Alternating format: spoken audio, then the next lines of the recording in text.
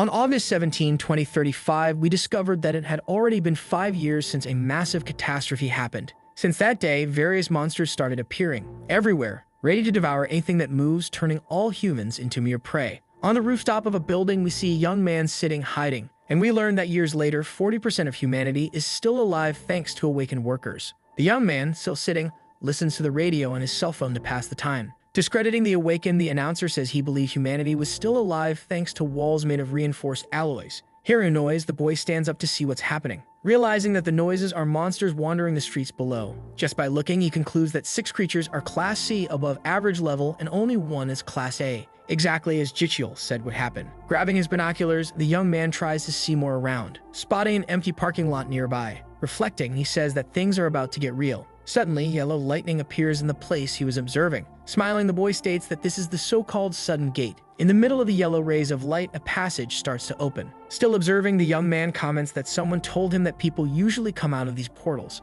Proving that the information was true, a man appears, jumping amid the light, landing successfully on the ground right after, while keeping his arms covering his face in an X shape. Without opening his eyes, the traveler says that he finally came back, raising his arms in celebration from so much joy. But his arrival ends up attracting the attention of the nearby creatures, which immediately start running toward him. Making a grimace, the man realizes that he just arrived and is already screwed. Looking at a creature that looks like a satanic octopus, he wonders why that type of monster is there. Still on top of the building, the boy with the binoculars keeps watching while smiling, showing he was expecting that. Down below, a green creature prepares to unleash a devastating blow on the newcomer, while the spying boy states that it has finally begun. After a while of fighting, the traveler finds himself injured and a protagonist thinks that to face a high-level Class C monster, it takes at least 10 high-level hunters. The man then launches his attack called the Cradle of Swords, making thousands of swords of light fly toward the monster. Following the traveler's command, who, using his hand, coordinates the strike and hits several parts of the creature's body. Up there, the protagonist reveals that the man has already eliminated 6 monsters in just 1 hour. The most impressive thing is that he did it all alone, leaving only the class of monster.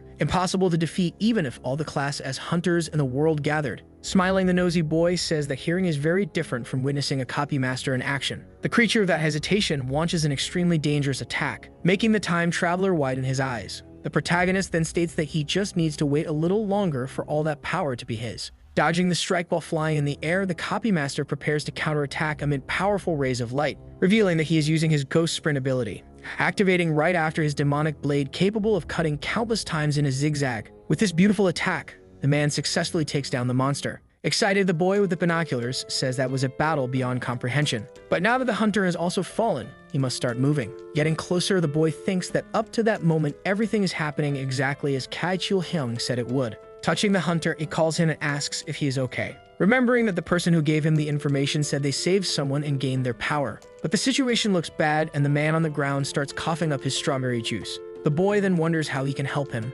Opening his eyes, the wounded man asks what year it is. Answering, the boy says it is August 2035. Upon hearing that, the man starts getting up, saying that he spent 30 years in the place he came from while only 5 years pass here. Worried, the protagonist asks him not to move too much and to lie back down. But the man says it's already too late.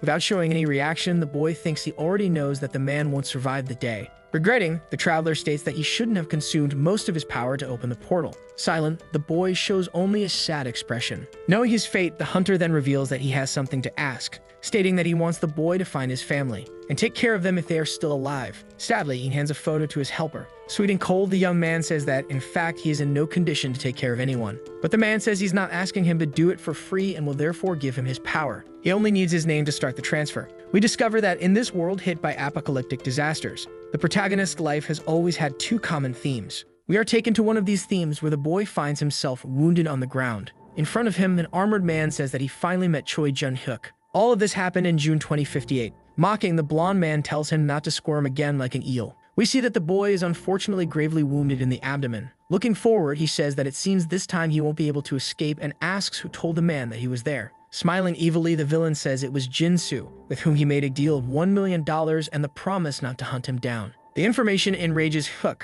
who curses the traitor. Grabbing a sword, the man says that now that he has the answers he needed, he can finish what he started. Suddenly, the protagonist realizes that those words are familiar, and grabbing a shining stone, he states that it was like this that, through the object, he found a way to reverse his life. Stealing the artifact, the villain shows no reaction. The boy then says that this is the regression stone, Widening his eyes, the man realizes what's about to happen and orders his henchmen to stop the boy. But it is too late and a strong light begins to emerge. Smiling, our boy says goodbye and states that he will find Jonathan Curtis in the past. While traveling, all he wishes is that he goes back at least to the time when his siblings were alive. Everything works out and we find ourselves in the present moment where he went back 23 years with the world still on the brink of collapse. And he is introducing himself to the traveler who said he would pass on his power. The two shake hands to begin the transfer. Thinking, Huck says that this time things will be different. A strong wind starts and the system asks the man who previously had the power if he wants his body to disappear afterward. Considering himself a dead man, he clicks to execute this action, while the protagonist perceives all of his abilities. When the percentage reaches 20%, the man lying on the ground says the boy cannot let his guard down, since even though the process is underway, if something happens, everything can be cancelled. Suddenly, a huge creature appears behind our boy, leaving him in a very complicated situation. Laughing, the hunter says that life really is a mess. Upon seeing that the monster is the same one he thought he had defeated, incapacitated Park Kang-ho says that in novels, people usually go home and live happily ever after. Warning right after that he will give up his powers soon, so the boy must run away immediately. Because unfortunately, there is nothing else that can be done. Since if life is a mess, one must live with the mess. His last advice is that Hyuk should adapt and survive as much as he can. Surprising him, the boy grabs an iron bar, stating that he's not crazy, just tired of always running away. Determined, he faces the classic creature, but it does not attack him. Turning its back, it walks away, leaving him confused. Dropping the iron bar relieved, he says that he thought he was going to die from the tension. The hunter then says that he is very lucky, but the boy replies that it was all thanks to him, because if the monster hadn't been severely wounded. But before he could finish speaking, Hyuk realizes that the man's body is disappearing and gets scared. Unbothered, the man says that he must fulfill his promise and find his family if he doesn't want to be haunted forever. The transfer process ends and a message warns that the user's body is inadequate to receive the system, and it will have to be rebuilt through awakening. Catching the boy off guard, the last warning is that the reconstruction process may cause pain. Immediately, Hyuk feels a crack in his neck and realizes that even though he's trying to act tough, it hurts a lot. His whole body twists and he says it's as if all of his bones are breaking and his skin is shredding. Dropping the act, the boy looks up and starts screaming intensely. The next day in the morning, a man inside a vehicle approaches whistling. Suddenly something in front of him catches his attention. It's the protagonist who is at the place tying boxes onto a pickup truck. Seeing Kai Chil-hyun approaching, the boy asks what he is doing there. Without answering, the man asks the same question, since it was the boy who asked for time off and switched shifts with him. Lying, Huck says that he was just about to go home when a monster appeared and trapped him there. Astonished, his colleague asks if he wanted to die by daring to sleep in that place. Dodging the question, the protagonist asks him to just ignore that fact. Then he says that it's way too early for Hyun to be there without the rest of the team. Also lying, the man says that he has recently been waking up earlier than everyone else. That's why he arrived first. Thinking to himself, our boy says he knows the man is hiding something at that place. We discover that the man has already tried but failed to use the copy master power correctly, which led him to get beaten up so badly by other awakened members that whoever found him thought he was dead. Thus, the reason for his downfall was very simple, as the fool decided to reveal during his registration that he had the ability to copy, which angered many people who couldn't accept having their precious abilities copied so easily. After saying goodbye and starting the car, Chuck looks at the passenger seat, where there are 3 Class B crystals and 4 Class C crystals, which he stole from Hyun, even though he feels bad because those items saved his life. Now he just needs to figure out how to use them since he can't sell them. We also discover that Hyun, after awakening with Kang-ho's power, failed to retrieve any of the unknown crystals. So when he returned the next day to recover them, they were all gone. Not protecting the crystals became the greatest regret of the man's life. That's why Heck planned to grab the items as early as possible.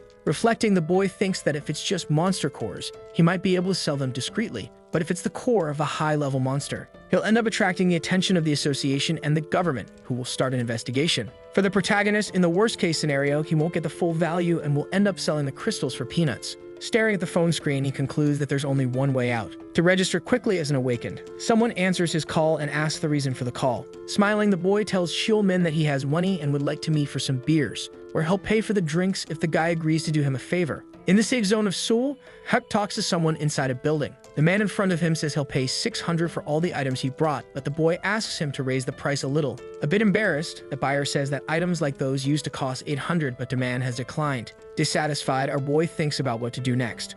While the man explains that the population is shrinking, prices are rising, and no one wants to spend. Suddenly, 2 kids show up crying. Hugging the protagonist, they say they thought he had abandoned them. Huck kneels down to get closer and speak more directly. With Choi Eun-jung, his little sister, and Choi Eun-chul, his little brother. Pointing his finger, he asks what the two are doing there instead of being at school. Interrupting, the man says that the boys shouldn't scold the little ones who only came because they were very worried. Then says the boy should start thinking better about what will happen to his siblings if something bad happens to him. Hyuk then asks the children to stop crying and to come home with him where he will prepare lunch. His younger siblings start smiling when they hear they will have grilled meat. Koi Unjun then calls his attention and says that the grandma from the floor above told him to stop by when he returns because the rent is very overdue. Everyone gets in the car and heads to the apartment. As promised, Hyuk took care of lunch. At the table are his siblings, the grandma, and her grandson. The elderly lady then asks why he brought so much food. Smiling, the protagonist says he stopped by the butcher to buy meat and thought of her.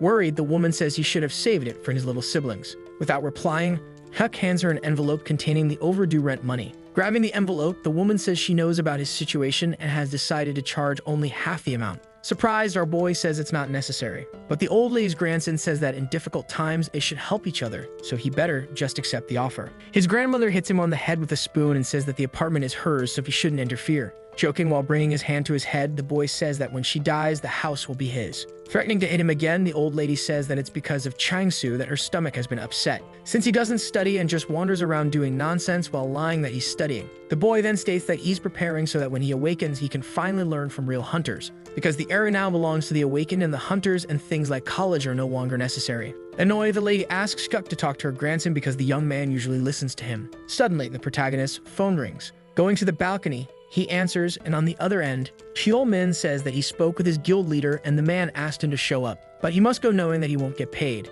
He may be added as a regular member of the group in a secondary role if he does well. The protagonist agrees and his friend asks why he suddenly wants to become a porter. Unable to tell the truth, the boy says that his current job is getting difficult, making him look for other options. Min then says that in that case, he should show up at gate 7 on the west wall the next day at 7:30 in the morning. Ending the call, our boy says that everything is going according to plan. The next day, he arrives at the gate, determined to copy the tanker skill and go straight to the association to register. His friend calls his name and approaches, saying that he arrived early. Smiling, the boy waves but can only think about the plan he set up. Min then calls his leader, Hyun, who is a tanker, and says that this is the friend he mentioned earlier. The man introduces himself and says that he's the oldest, so the boy should feel free to ask anything. Extending his hand for a handshake, the boy says he's looking forward to working with him. Hyun shakes his hand and says the feeling is mutual, without even knowing his skills were copied. A message pops up for Hyuk, informing him that he can choose 3 of the skills he copied. Without hesitation, he chooses the skills Iron Skin, Shield Attack, and Overload. The system notifies Hyuk that the skill copying is complete and that they can be viewed in the skill menu. Our boy thinks that it only took enough time during a mere handshake, and now he has the ability of a tanker. Standing in front of him, the armored man watches, not understanding the reason for the smile on his face. Min then asks what he's doing, or rather why he's smiling like that in such a creepy way while still holding the handshake. Easing the awkward atmosphere, the man says that he's got a strong grip and laughs. Embarrassed, the protagonist lets go of the team leader's hand and apologizes, but the man says it's fine, then asks him to get in the vehicle that is just ahead. A little closer to the car, we can see 2 guys chatting, and a girl and another guy who seem to be analyzing their bows. The driver is already ready, and near him is a young woman distracted while looking at her phone. Giving instructions, the armored man asks Jung Hyuk to greet the group members before boarding. But the boy can only think about how the skills of these people will be useless when he copies the abilities of higher-level awakened, concluding that even so, he'll have to copy the group members' skills, even if he deletes them later. Starting the trip, the truck leaves with the team. Sitting, our boy reveals that he has already copied 13 skills by that moment, where 3 are healer skills. We return to the girl who was distracted earlier, and she is still on her phone. Looking at her, the boy reveals that he also grabbed a mapping skill and 2 hunter skills, and 7 negotiator skills, stating that the most amazing thing about all this is that now he can use them all together. We see a place full of buildings, where lizard-like creatures with purple tongues and red eyes run, apparently to attack someone. It's Hyun, who, using his shield, asks the creature where it thinks it's going. Meanwhile, the protagonist keeps thinking about how having skills in multiple roles can make him powerful depending on the combinations he makes. Lee Dong-yeop joins the battle following the orders of his leader and swiftly shoots using his bow and arrows, hitting one of the monsters squarely in 3 different spots. The leader then orders Yejin to finish the battle quickly. Hidden on top of one of the buildings, the girl says that she understands. Then she fires an arrow at high speed that hits the monster right in the eye. The creature falls and Hyun praises everyone for the good work, informing them that only 2 enemies remain. In the back, just observing, Jung Hyuk wonders if he should try to register just for fun, concluding that it's better to do it when the hunt is over since there's no need to complicate things. Some time passes from that moment, Approaching, the team leader says it was a good hunt and praises the protagonist's endurance, who carried a large amount of byproducts throughout that day. Suddenly, something catches the man's attention. We see another guy approaching with a bag on his back, saying that he can't take it anymore. Min then says that his friend was quite famous at school because of his fists. The man asks if he's talking about the school for the catastrophe. Confirming, the boy says that the protagonist, even without training, left all the athletes in the dust. We see that Jun-hyuk is listening to everything and gets embarrassed when the team leader asks if he was a delinquent. But his friend says that he only hit those who deserved it and had the dream of becoming a detective. Ending the conversation, the man hands our boy an envelope containing the payment for the day. However, the boy says he doesn't need it, but Hyung still tells him to take it and just say thank you, since if it weren't for his help, things would have turned out differently, which leads him to ask if he wouldn't like to continue being a porter. Smiling, our boy says he'll think about it. The man walks away and says they will meet again soon. Min then asks if the protagonist is going to the barbecue later, but he says he already has plans for that night. Curious, the young man asks what plans he's talking about and whether it's a date with a girl. Some more time passes, and we see the Seoul Awakened Association building. At the exclusive counter for tankers, a female employee looks nervous about something she just heard. In front of her is Hyuk, and the girl asks if he can repeat what he just said. Repeating, the boy says that he came to register as an awakened, and the girl asks if he's sure he's an awakened tanker. Confirming, he says that he awakened as one that very morning. Not believing it, the girl looks at him with an expression that says she isn't sure whether that's even possible. Nervous, the boy asks if there's something wrong with what he said. The girl then says that it's just that he's the first person to awaken as a tanker in months, and congratulates him for that, saying that to continue the process, she just needs his ID. Our boy quickly hands over the document. Pointing to a bench where there are other people, the girl says that he can sit there and wait. With not much to do, the boy sits down, as a feeling of sadness starts to overflow on his face. Putting his hand on his head, he thinks about how he thought he was dreaming when he opened his eyes for the first time after returning. Then remembers when he was imprisoned and his siblings visited him, but ended up dying in a car accident, which made him cry for days without stopping, and was also the reason why he decided to become a bad person. But when he went back to the past and found the two alive, his heart was filled only with joy, and that's why he thought he was dreaming at first. So when he realized it was all real, he promised never to lose the people he cares about again, and for that, he will protect everyone with everything he has. Activating his system, he decides to take a look at the reports, then noticing that the resistance varies from 6,000 to 15,000, while strength is randomly assigned between 2,000 and 5,000, which means that his start was actually pretty good for a first awakening. Suddenly, a notification appears saying that the core generation is in progress, which leaves him confused. Even without knowing what it is, Hyuk decides to wait for the process to finish to find out. Suddenly, someone approaches and calls his name. He turns his head to see who it is, and comes face to face with the girl who attended him, standing next to a man in a lab coat. Smiling, the girl hands back his ID, and says that the identity verification has been successfully completed. Now he just needs to follow the doctor to take the test. Introducing himself, the man extends his hand and says his name is Lim Jae-hoon. Our boy also introduces himself and says it's a pleasure to meet him. The two then shake hands, and the man says that he prepared everything in advance so the test can start immediately. In the elevator, the boy reveals in his thoughts that he tried to copy the man's ability, but he is not an awakened, which to him is strange since he thought that those who worked for the association had abilities. Inside a room, the man says that the test has 3 stages, the first being the measurement of resistance and strength levels through a device. Hyuk is lying down with several wires connected to his body, and the doctor warns that the measurement will begin, and that it will take 10 minutes to complete, so he should relax. About the second stage, the man says it involves using his unique ability, in this case, shield attack. After some time, there's the boy with his shield in hand preparing to fight a dummy monster, while the doctor and another person watch everything through a glass window. Jae-hoon then informs that the aggression rate measurement will begin, and the boy just needs to attack the dummy in front of him. The protagonist obeys without thinking twice,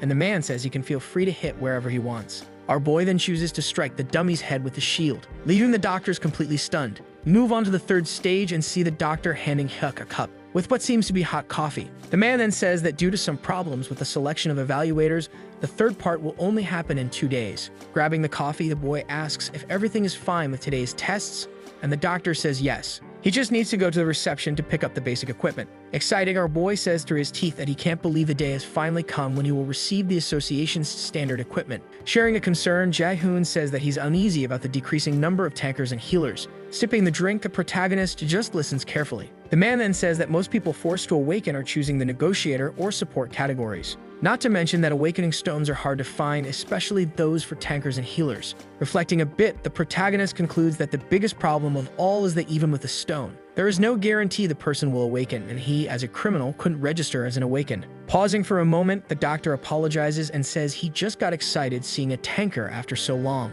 Standing up, Cook says it's no problem. Wrapping things up, Jae-hoon says the boy must show up at the scheduled time to complete the third test, which will be sent via text message the next day. The man extends his hand to the protagonist, and he stares at it, then smiles as he returns the handshake, saying he's looking forward to working with the man. Outside, we can see the sky getting darker as night approaches. With a suitcase, Hyuk walks down the street while calling someone. Answering, Cheol-min asks what happened. The boy then says it's nothing serious. He just wanted to let him know that he awakened as a tanker earlier. Shocked, the guy on the other end asks if he's being serious or just joking. Looking inside a building window, our boy says he wouldn't joke about something like that, then decides to walk into what seems to be a shop, thinking that he must be in the right place while his friend finally believes what he heard. Laughing, the guy impressed says it's unbelievable, because they were together just a few hours ago, and now suddenly his friend became a tanker. Without getting an answer, the young man asks if Hyuk is still on the line. Our boy is distracted looking at a front leg model of a mantis that costs an incredible $3 million. Remembering the phone, he says the call got a bit unstable, then talks about his visit to the association earlier. Revealing the reason for the call, he says that since only the third part is left, he'd like to know if he can go on another hunt to observe. His friend then asks why if he already saw how things work. Answering, the boy says that he was too focused on carrying stuff to pay attention to all the steps Hyun was taking. Suddenly, finding something, our boy gets happy. Still on the line, Cheol-min says he'll check with the team leader and get back to him with an answer. The boy thanks him and, grabbing the item, tells the seller that he would like to take the bracelet along with an Exeter solution. Thinking to himself, he says that if he's not mistaken, that is the artifact used by Jaden Russell, who ranked third among the villains. This was before the regression when he was in 8th place in the ranking, and ended up going out for drinks with the man who explained to him the method to acquire the bracelet and the main potions. Without saying anything, the seller just stares at him coldly. Still thinking about the 30% efficiency boost he'll gain in all abilities with the item, the boy also stays silent. Breaking the ice, he then asks why the man is staring at him like that. Apologizing for the intrusion, the seller asks if the boy registered as an awakened earlier.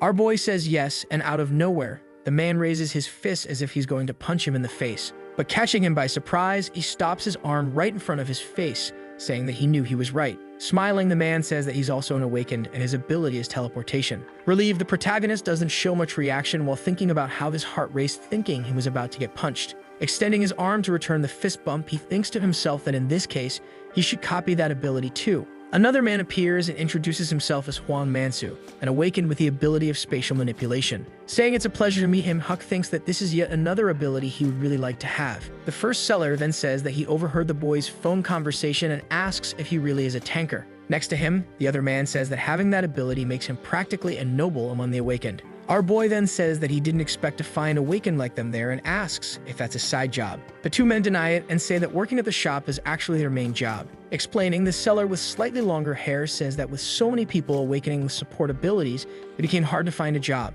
The other says that to make a living, he decided to become the owner of a store that sells antiques and supplies for awakened. He then hands over the Exeter solution that the boy asked for and says that both items will cost 300,000 karo. Huck smiles while thinking that now he has all the materials he needs. The bracelet, the solution, the above-ranked crystals that are at his home, and his strawberry juice that will link him to all the objects. Already at home, he looks at the bracelet, which is now glowing in shades of purple, and concludes that he did it. Putting the accessory on his arm, the boy reveals that its name is Twilight. Suddenly, a message appears notifying that the 38th artifact among the 101 created by the original Master System has been activated, and that the Twilight bracelet has now been registered as a combined artifact in the system and can be seen alongside other artifacts already registered. We also discover that since the accessory was registered by a user of the original system, it has been fully unlocked. A bit confused, Hook wonders what the information about the 101 artifacts means. His phone rings, snapping him out of his thoughts. Looking at the device, he says it scared him. On the other end of the line is Cheol-min, who says that he told Hyun about him. But the man said it's impossible that he awakened as a tanker,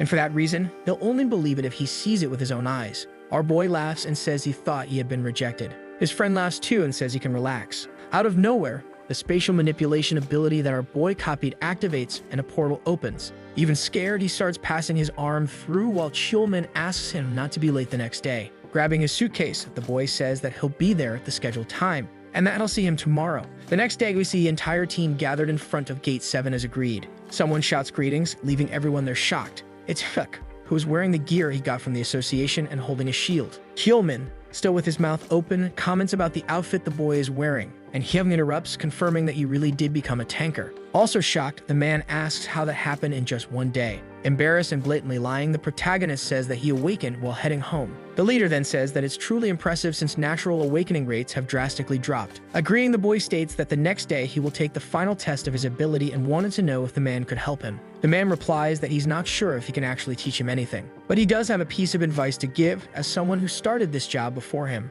Grabbing his shield, he asks if the young man knows why he always carries it. He then states that it's not because he awakened as a tanker, but because he chose to. Because when facing monsters, there always comes a time when the body gets exhausted, so the boy must always remember that what will help him recover is not skills or stats, but the determination he has. With the advice given, the group heads to the battlefield. We can see that right in the center of the place, there's a monster that looks like a mix between a bear and an armadillo sleeping, hidden. The leader asks Hyungnim if he has identified the type of prey and its location. The young man says yes, and that it is a Trudecker. Hyun then says that in that case, they can begin. He then orders Jang Daejin to check the monster's location again. Without even thinking, the young man starts mapping. Facing the map, the leader informs everyone in the monster type, stating that they are Trudeckers, monsters that have low attack power and slow movements, but defensibility as high as an E-rank monster. Worried, Hyolmin says he doesn't know if they have enough strength. One of his companions then says that it hasn't even started yet, but he already feels exhausted. Another young man, also concerned, says he's afraid the monster will come running toward him. Encouraging everyone, the leader reinforces the fact that the prey is slow and says that his team is one of the best veteran teams he knows. Approaching the young woman with long hair, jokes that in this case, it looks like the day will be easy for her as the healer. Hyun then asks Jikyul if all the traps are ready, and the young man says yes. Grabbing his shield, he asks Hyolmin and Dongyuk to follow him. Haisu and Hyuk must stay where they are. The protagonist says he understood the command. While watching part of the team moving away, he thinks that something there seems strange, because he is sure that the reason his friend's group was wiped out in the past was due to the appearance of another monster. But if the creature were a Drumeki, the team should have handled it, so he needs to find out why everyone died. Looking around, our boy concludes that something there definitely doesn't feel right. Back on the battlefield, the tanker leader asks Yejin if everything is ready, and she confirms yes. The man then orders the girl to open fire. The young woman shoots an arrow and hits the monster's shell directly. She then says that she will proceed to the next point as planned. Standing up, the monster shows that it is furious, and the leader, shouting, asks everyone to get ready for the fight.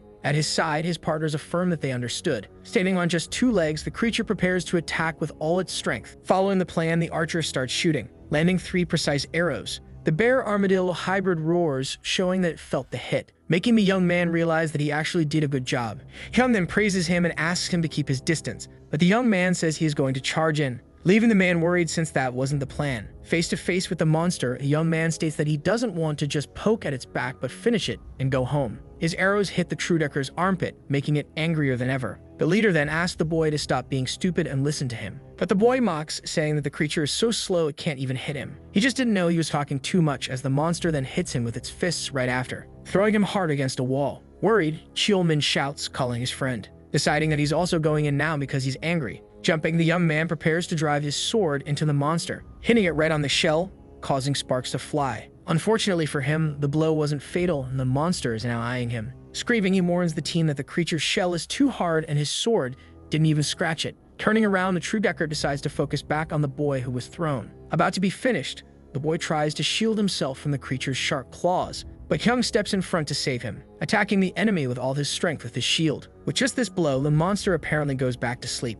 but wakes up and stands in the blink of an eye. Shouting, the leader asks Cheolmin to get ready for close combat while Yijay and Dongyuk attack from a distance. He then starts activating his skill, creating blue waves that appear everywhere. Unbothered, the creature keeps roaring, but the man confidently states that now he will finish it in aggressor mode. Using its paws, the Trudecker tries to punch the man, but only hits his shield. Suddenly, an arrow flies by and catches his attention, and the archer tells Yijin that it's time. From above, the girl starts shooting non-stop, successfully hitting the monster's face. Irritated, the creature decides to change its strategy, and curling up, it activates its armadillo mode. Hyum orders at that moment for Cheolmin to begin the melee attack. Behind the monster, the young man obeys immediately, and charges for a back attack while his leader attacks from the front. Striking the creature, the tanker orders everyone to maintain basic attacks until he gives the next command. The protagonist's friend, also attacking, says that just looking at the monster's back already makes him tired. Our boy is on the battlefield watching and listening to everything from a distance. By his side, the healer says that if this works, the hunt will end right there, then reveals that she wishes to join,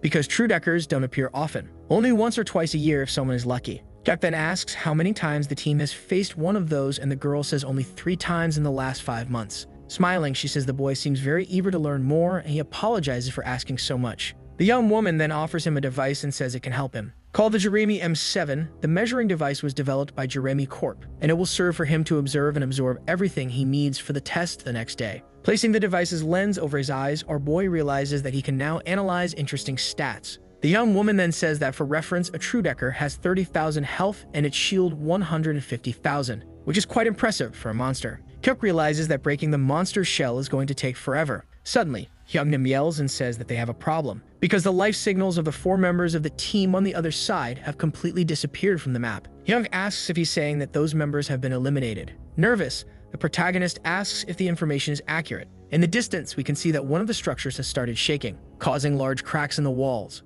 A giant hole opens with a loud crash, and everyone realizes it's the creature called Mantis, a giant praying mantis with claws full of strawberry juice. Seeing the creature approaching, our boy says that the situation is not good at all. Still in battle, the leader desperately asks how long until the monster reaches them. Sweet and cold, the blonde boy says at most 2 minutes or less. Shouting, the man orders Hook and Hyeso to get out of the area urgently and take cover. The protagonist finally understands why he had been feeling uneasy while hearing the orders. Taking action, he grabs the healer's hand, stating that they need to get out of there quickly. Panicking, the girl says she understands, but realizing that the boy is heading toward Hyung, she asks where he's going. Responding, he says that because of a short distance, getting out of there is practically impossible. The leader sees them approaching and asks why the boy isn't retreating as ordered. With his shield in hand, he says that's not an option because the monster is too fast, not to mention the presence of the true decker. So if the 2 monsters team up, things are going to get really ugly, and they will definitely be completely wiped out. Coming with blood in its eyes, the mantis prepares to attack with everything it has. Face to face with the monster, our boy says that in this case, all they can do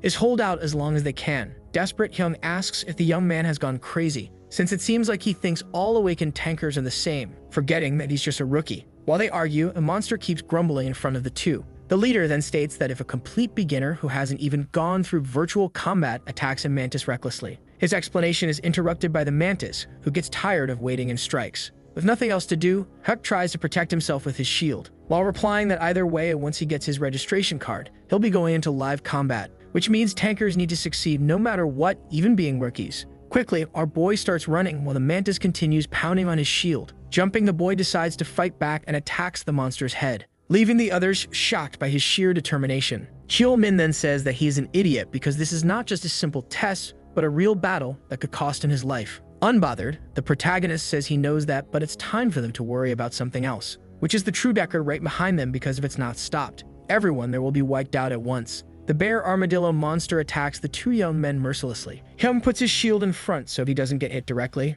and asks Jung-hyuk to join the protagonist to buy time as a negotiator. Immediately obeying, the other young man joins our boy. Holding his shield with all his strength, the leader asks Cheol-min to stay and help him with that monster. Suddenly, the creature makes an unexpected move that ends up throwing the man far away. On the ground, he asks Ji-cheol to use a binding trap on the true decker urgently. Without hesitation, the boy does what was asked. The trap starts spinning toward the monster at high speed, binding its legs with chains when it gets close enough. Shouting, the boy says that it will last for 5 minutes. While getting up, the leader thinks that with that monster in front and the mantis behind, the only way out is blocked, which makes the situation desperate. With all his strength, Kuk uses his shield to attack and defend himself, accompanied by the other boy who shoots arrows every 5 seconds, but the blows have no effect on the giant mantis. Unable to give up, our boy strikes the creature once more, making it look at him with its glowing red eyes. Suddenly, something hits it straight in the head, surprising even our boy. From the top of the building, the archer praises Siu Yi-jin for the attack, but the girl says this is no time for compliments. The mantis quickly realizes where the blow that hit it came from, and determined, it starts retreating toward the girl. Huck shouts and tells the young woman to get out of there immediately, but she realizes that it may be too late, because the mantis's legs are already at her window. The young woman is hit directly, and the strike causes numerous injuries. Down below, the archer screams her name in desperation, while continuing to shoot arrows hoping to draw the monster's attention. Without success, he fears that everything is now lost. Worried, the healer next to the protagonist asks what she should do. Looking at his bracelet, our boy concludes that he was too careless because he forgot that he won't get stronger overnight. Besides thinking that using the shield attack twice would keep his artifact activated. Going through his system, he decides to check the options to prevent Yi Jin from passing away. Looking at the various pieces of information on his screen, he thinks that maybe he should use skills to increase the bracelet's effectiveness by 50%, which could be quite risky. With no other way, the boy decides to do it even if it costs too much. Waves of blue light begin radiating around his body, reaching the broken window where the mantis is about to enter and finish the girl, who is on the ground, injured and unable to escape. While Huck hopes with all his strength that his action will draw the monster back. Beside him, the young healer realizes that she needs to do something, because she won't be able to bear seeing her friend die without even trying to help. She runs off, leaving our boy alone. With nothing else to do, he looks ahead and realizes that his strategy worked. The team leader asks Yi Jin to leave the area, but Huck says the young woman will be fine. Hyun asks how he can say something like that, and our boy replies that he managed to make the monster leave her. Not believing it, the man asks what the boy is talking about, but he doesn't even answer because he is already charging at the mantis. While striking with his shield, he thinks that it is too risky to keep his ability activated with just basic attacks, concluding that he will need to use the copied skills because he has no choice. He activates the destructive body skill, along with the negotiator skill. The giant praying mantis almost hits him, but he manages to dodge with a jump. With the skills activated, Huck states that now his basic attack damage is comparable to that of a dealer. Suddenly, a sensation takes over his body. Smiling, he thinks that he has felt this many times before the regression, stating that it's as if all his cells have awakened just like it happened before he became a villain, and that it was this feeling that allowed him to rank 8th among the villains. The name of this sensation is hyperperception. Our boy goes back to attacking, now with his old sense activated, because of his strength when the mantis's legs starts to crack. Inside the building, Yi Jin is finally able to stand up, but when she tries to use her weapon, she ends up dropping the main part, the arrow, because of the nasty wound on her arm, which is making her lose a lot of strawberry juice and draining her strength. Suddenly, Haisu appears, surprising the young woman. Using her power, she begins healing her friend while asking her not to scream because it distracts her. The archer then says that she should be helping Kyuk instead of healing her wounds. But her friend says that the boy will be fine and that she can't do anything while his health is still full. Looking out the window, she says that Kyuk is crazy and looks just like the team leader since he hasn't taken any damage so far. We return to seeing our boy attacking, showing how truly strong he is, while Cheolmin and Hyun continue fighting against the True Decker. The creature roars in fury, but the team leader states that its shield won't last much longer. So the boy shouldn't waste time with basic attacks, but instead amplify his skills before the trap expires, and do it without worrying about him. The monster, which is almost free, prepares to strike the man. Shielding himself, he says that this was the attack he had been waiting for, just before the blow hits him. Hyung starts running to strike first while someone warns that the trap will only last 10 more seconds. Shouting, the man tells Cheolmin that the time has come. Understanding the message, the young man draws his weapon, then activates his critical attack on the panel. We can see a zigzagging blue beam of light coming from the monster's body while the young man prays for it to explode. His attack works, and the True Decker begins to crumble into dust. Hyung then shouts and informs the entire team that this side is clear. Standing in front of what was once the creature, the protagonist's friend spots a red crystal, and says that besides the item, he also got a skill card. Ending his happiness, the leader says that this is no time for that, and orders the boy to go help Hyuk. Our boy keeps striking non-stop, drawing green slime from the mantis. Seeing the scene, the man, who is also a tanker, asks how that is even possible. Looking back while fighting alone, the boy asks Cheolmin to get out of there if he's already done what he needed to do. Stopping from getting closer, the young man says that he really is crazy because besides fighting without help, he's now giving orders too. Agreeing with our boy, Hyun asks him to treat this as practical experience since he seems to be handling it well. Hyuk asks if he's sure, and the man says yes, then asks if anyone has anything against it. Everyone says they're in favor, but Yi Jin says she's not the type of person who can live with debts. Then attacks from the top of the building with an arrow, which ends up missing the mantis. Determined to finish the job, our boy jumps, ready to deliver a fatal blow, then drives his shield straight into the monster's head, which stops resisting and collapses to the ground. Mouth wide open, Hyung calls Cheolmin's attention and asks if he's absolutely sure that his friend awakened as a tanker. The day ends and night falls on the battlefield. We see the team leader asking everyone to hurry so they can get out of there quickly, since even knowing everyone is tired, if they stay too long, other monsters might end up showing up. Huck listens carefully while cleaning the green slime off his shield. Cheolmin approaches and asks if he's ever used that before. Confused, the boy asks what he's referring to. Explaining, the young man says he's talking about hyperperception because he knows he used it in tough fights back in school. Our boy doesn't answer, and his friend says there's no way he never used it after everything he did earlier. Then asks if the boy is okay since he used to get headaches after using the skill. Putting away his shield, the protagonist says he's fine and that it's probably because of the awakening. His friend says that he really is very lucky. It owes him a beer, which must be drunk that night with no excuses. Seeing his phone ringing, Hyuk says it'll have to be another day because he needs to spend time with his siblings. Catching him by surprise, Hyung approaches and asks who he is and if he really awakened the day before, since there's no way someone could fight like that being just a rookie tanker.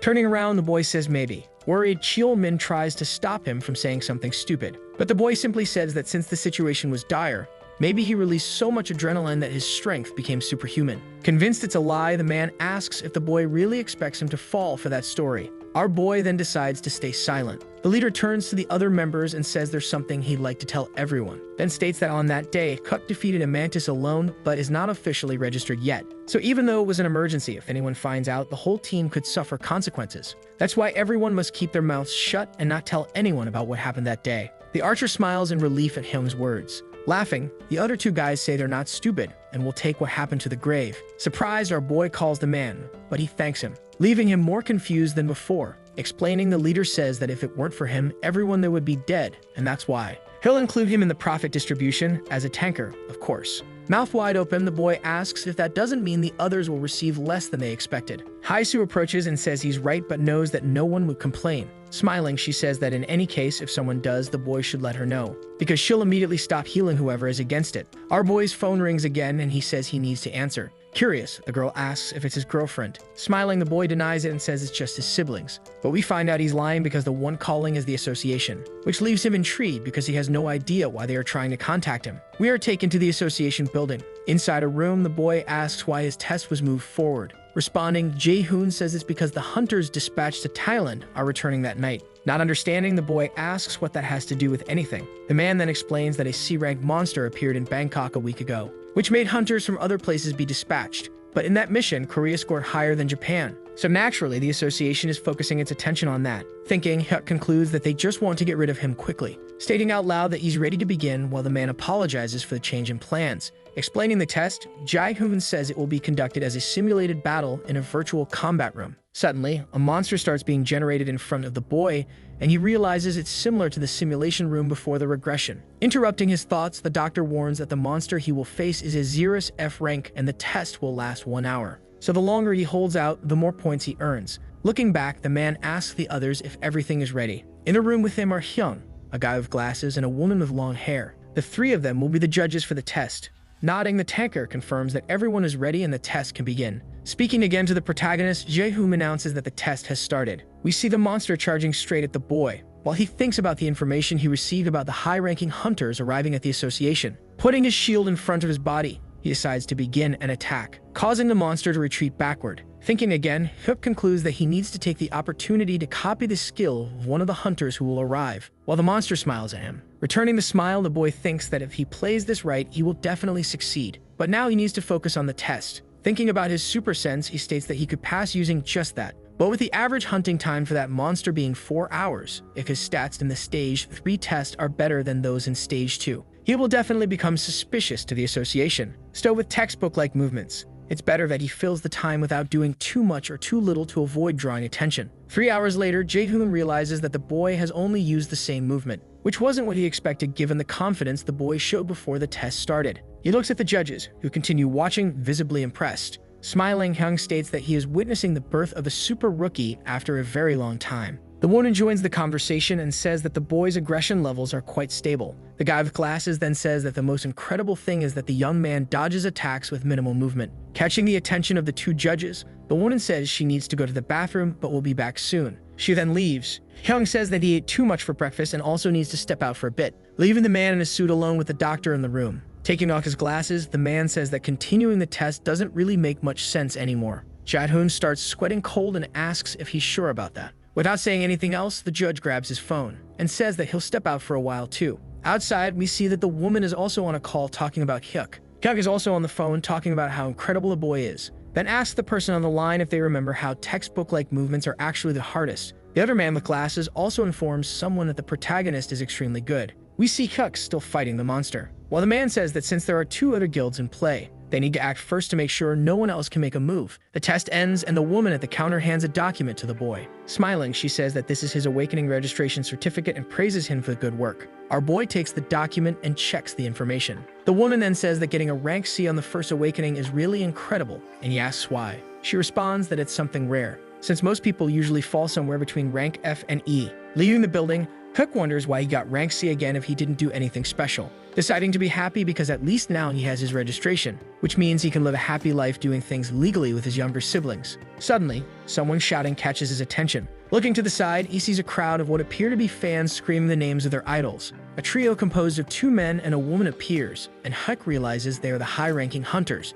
being Jae-Yun, a negotiator and second-class sorceress, Kim Yun-ho, who holds the national first ranking, and Lee Da-soo, who is first place in the tanker ranking. Next to Da-soo, the protagonist notices that he seems to be in a bad mood, and wonders if he should gather the courage and talk to the man. Smiling, he decides to go for it, no matter what happens. Our boy steps in front of the trio, surprising them. A little awkward, he says that he's also a fan, and that he's honored to meet them. Being friendly, Jae-Yun asks if he would like an autograph, but the boy declines, leaving the girl embarrassed. He then says that actually he's a fan of Lee Da-soo. Irritated, the man asks what he's talking about, making our boy shrink and sweat even more as he thinks that now he's screwed. Leaning forward a bit, the man asks him to repeat what he just said, making him even more scared. Staring at the tanker, Hook wonders what that look means, because it definitely looks like a villain's stare. The man walks toward him and he wonders if this is when he's going to get beaten up. Looking even angrier, the man asks again what he just said. With no other choice, our boy states that he only said he was a fan of his. Lee Da-soo looks back and asks his companions if they heard that. Kim Yun-ho laughs and Jae-Yun says they were so close, leaving the protagonist a little confused. The woman then says that if it weren't for that idiot who showed up, while the tanker says that now they know he has fans. We go back to 30 minutes earlier, where inside a limousine on the way to the association, the trio was having a conversation. Sitting, the negotiator recalls when someone approached saying they were a fan and Da-soo drove them away. And since then, she hadn't seen anyone else say they were his fan. Crossing her arms, she says she's never seen anyone like that, and that he knows she doesn't like men who lie. The man says he's not lying because, being who he is, of course, he also has fans. The woman then says that if someone says they're his fan when they arrive at the association, she'll do something he really wants. But if not, he'll have to help her with something. Curious, Da-soo asks what kind of help she wants. Explaining, the woman says that as he knows, the plan is to hunt a C-rank monster this time, but the guild doesn't have enough tankers. So if he loses the bet, he'll have to be the main tanker just once, but completely for free without receiving a single dime. We return to the present moment where the man smiles, having won the bet, and the woman scowls, having lost. Da-soo asks again if Huck is really his fan, while our boy wonders if he should run away. Surprisingly, the man extends his hand, saying that he'd like to sign something but doesn't have a pen, so he can only offer a handshake. Frozen, the boy wonders what's happening here, but decides to extend his hand and return the handshake in order to copy the man's ability. Da-soo then asks what his name is, and the boy introduces himself, handing him a card. The man says he can call if he ever needs help. Kim Yun-ho joins the conversation and asks if the boy's name is really Hook. Still confused, he says yes. The man then smiles and introduces himself while also extending his hand. With a handshake, the boy copies the man's ability, and the man says that this is truly amazing, because he didn't expect to find a national treasure in that place. The tanker then asks what his friend is talking about. Hugging him, Kim Yun-ho says that someone who's his fan has to be considered a national treasure, and both step away because they need to hurry to speak with the president of the association. The woman stays behind and says that this is annoying. Huck approaches, saying that he's also her fan and would like a handshake, something he'll consider an honor for his whole life. But Jae-Yun just turns her back and walks away, completely ignoring him. Intrigued, the boy thinks her personality is strange since earlier she even offered an autograph. And unable to get the last ability, he decides to leave, since he already got more than he needed. At the same time in New York at the American Awakened Association, one man asks another what they're looking at on the computer screen. Both are watching Huck's test, which after 3 hours had only consumed 3% of his life force. Curious, the bald man asks which country the boy is from, and the blonde man says he's from Korea. His partner, intrigued, asks if it could be a fake video, but the blonde man denies it, stating that they don't even know they're being monitored. He picks up the phone, but his friend asks him to wait, saying it's too early to inform the higher-ups. Paulo then asks Kevin if he knows how many rank S awakened there are now, then answering that there are only 5 who started as rank C, so all countries are watching this type of awaken closely. Kevin stays silent, and his friend says that if they lose this boy, they might be losing a future rank S talent. The screen shows intriguing results that should be investigated more deeply. A voice asks the partner to take a good look at the images. A building under a clear, sunny sky appears in the middle of quiet streets. Calmly, a man crosses the portal located at the top of the building. He approaches a door and touches the doorknob. While going down the stairs, he analyzes the evolution of his defense and resistance skills. According to the system, universal skills increase defense and significantly reduce damage. Shortly after, a scene of ancient ruins under a clear, peaceful sky can be seen. A terrifying monster seems ready to destroy its enemies. The The fighter prepares to use stun abilities with his shield. Soon after, he activates the skill Shield Stun, interrupting the enemy creature's attack. At that moment, the monster seems to feel the impact of the blow, and its strength becomes reduced. Realizing that the opponent has taken some damage, he shouts for Kim Yuho. Kim Yuho's unique abilities do not increase attack power. The system highlights all changes, showing increases in speed and evasion. A compliment is made for the impressive power of the lightning flash attack. Suddenly, the warrior performs an aerial attack while the creature tries to counterattack. With a quick strike, he lands a guaranteed critical hit right after teleporting into battle. At that instant, he manages to strike the monster's throat. The skill is activated and his movements become faster than light.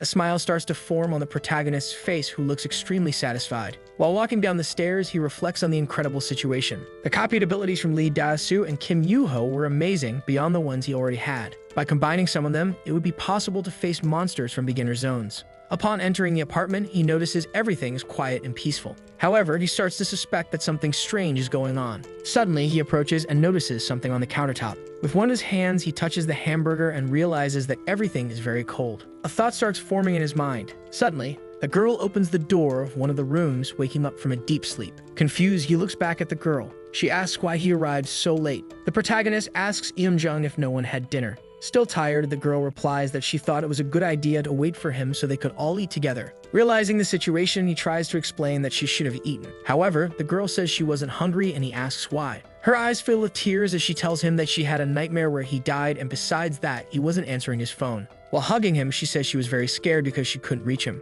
But the protagonist was fine and tried to comfort Yeonjung, who seemed extremely worried. Suddenly, another child appears, wearing his blue pajamas. The boy was also completely terrified because of his big brother's delay. Despite everything, now everyone could eat chicken together. The hero had promised that he would give more attention to the kids when he got back, but because of work, everything fell apart. The three sit around the table and start devouring the chicken like a happy family. Outside, it was already late, and the night dominated the environment. In bed, both children were already in a deep sleep. Meanwhile, the protagonist was fiddling with something on his phone. With the objective in hand, he was taking some photos and realized everything was ready. Now he just needed to register the product and wait for a potential buyer. Even so, he seemed a bit indecisive and observant. For him, it was a waste to sell only Karen's Blessing and Mountain Splitter. Slowly, his fingers approach the card, but he fails to acquire a new ability due to incompatibility with the user. Even so, he was willing to make a copy, but that didn't work either. At that moment, he realized he had no other option. Suddenly, he looks surprised as a message about core generation appears. The boy's head starts hurting instantly with the creation of a new function. According to the system, he gained additional points and new abilities.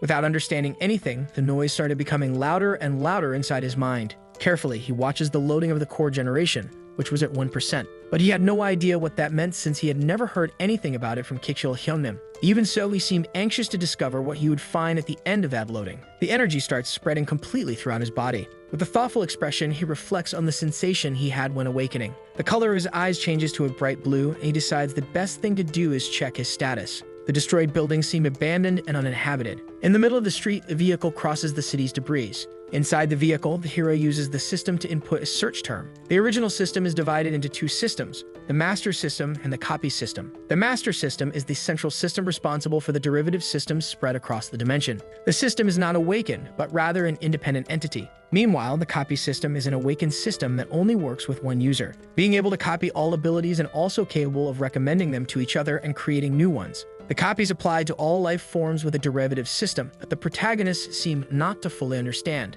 While climbing a few more floors, he reflected on all that information, thinking that he could copy abilities from monsters. After walking a long path, he finally reached his destination. To recover his strength, he decided to drink some water. In the end, he believed that the information was really useful, reflecting on its functionality. Shortly after, he decides to open his status window. The user Choi Jun-yuk, 25 years old, was in the class Copy Master and his core was at level 1 with some power increases. At that moment, he noticed some changes in the status window. The details on the screen listed his abilities, additional points, and attributes, and he also noticed the creation of a new status. With a smile on his face, Choi Jun-hyuk watches the activation of the All-Stars plus 100 auction from the Twilight Bracelet, boosting his stats. He was happy with the status increase and curious to check the core. The recharge point was probably the amount that could be charged. In a moment of reflection, he thinks that the power consumption could mean that more than 20,000 could be used. If the bracelet options were added, he could produce everything with great efficiency. However, he knew that the most curious thing was that the stats were only at level 1. His hope was to believe that with the level increase, the stats would also grow. Suddenly, he hears a strange sound coming from the lower part of the building. His feet quickly move toward the edge of the building. At that moment, he notices something unusual and tries to draw attention to himself. Walking through the streets of the destroyed city was a powerful monster. Without wasting time, he opens the city map to observe every corner. As expected, there was no one living in the surroundings, making the place perfect for the test. Meanwhile, the creature's expression showed all its discontent. Choi Jun-hyuk didn't waste time and ran to the parking lot to observe more closely. Apparently, his enemy had no eyes but seemed extremely powerful. Standing still, the boy waited for the best opportunity to start the fight. His eyes change color and he activates his power weapon. According to the system, he could choose the type of weapon to be used, such as a spear, a sword, or a dagger. The creature was already losing its patience and started letting out a scream. Its feet began moving toward the protagonist. The best thing to do would be to summon the longbow to fight against that powerful enemy. Suddenly, the weapon begins to form in his hands. At that moment, the protagonist starts to understand why Park Gang-ho was so strong. But there was no time for reflective thoughts since his opponent was coming at full force. Choi Jun-hyuk prepares his bow and assumes an attack position. The arrow flies toward the monster's face, hitting it precisely. Using his weapon, he fires quick and critical shots. With determination in his eyes, he realizes he had maximized not only the core but everything else. Meanwhile, his opponent was being attacked in various ways and could not hold back desperate screams. Shortly after, the creature starts losing what little balance it still had. But Choi Jun-hyuk wanted to continue the fight, so he runs toward his opponent. With a jump, he asks the system to switch to the longsword. Smiling, he seems extremely confident, thinking that he had inherited Park Gang-ho's complete abilities. Getting closer to the creature, he grips his sword tightly. In the end, his goal was to become as strong as his hero. With one strike, he directs his movements toward the body of the horrendous creature. Shards could be seen all over the dark night as the monster lay fallen. The protagonist seems very satisfied with that fight for defeating his enemy. Looking at his phone, he realizes that an hour and 20 minutes had already passed. However, he believed it was very late, and if he were to consider all the other demons in the vicinity, it would take another 30 minutes. Suddenly, he notices that his phone was ringing. Looking at the screen, he sees that it was the Agreements Association. Confused, he wonders if he should answer the call due to the late hour, but he seems very curious to find out who was calling. On the other side, a woman introduces herself as Kim Joo-hee from the reception team. Without saying exactly what she needed, she asks if the boy was awake. Kim Joo-hee explains that she received a sudden call from the secretary's office. Upon hearing that the president of the association wanted to have a private meeting with him, Jun-hyuk notices the appearance of the monster. Without losing focus on the call, he tries to gather more information about the meeting. Before setting a time, he needed to know when the president would arrive. The receptionist informs him that his schedule was the same as every day at 7 a.m. At that moment, the clock showed 6:20 a.m., but the protagonist would be at the designated place at 7 a.m. Meanwhile, the monster was getting closer and closer. Without prolonging the subject, Jun-hyuk was sure that he could arrive in 30 minutes. Hanging up his phone, he turned all of his attention to a new challenge. With intense footsteps, the creature was quickly approaching. Wielding his shield, he activated the stun charge. The aberration's attack was immediately interrupted. With his eyes glowing again, he advances using the lightning strike. Suddenly, he manages to reach his enemy's back by being faster than light. Upon touching its skin, he receives the option to copy the ability of the lowest-ranking soldier of the Vargos race.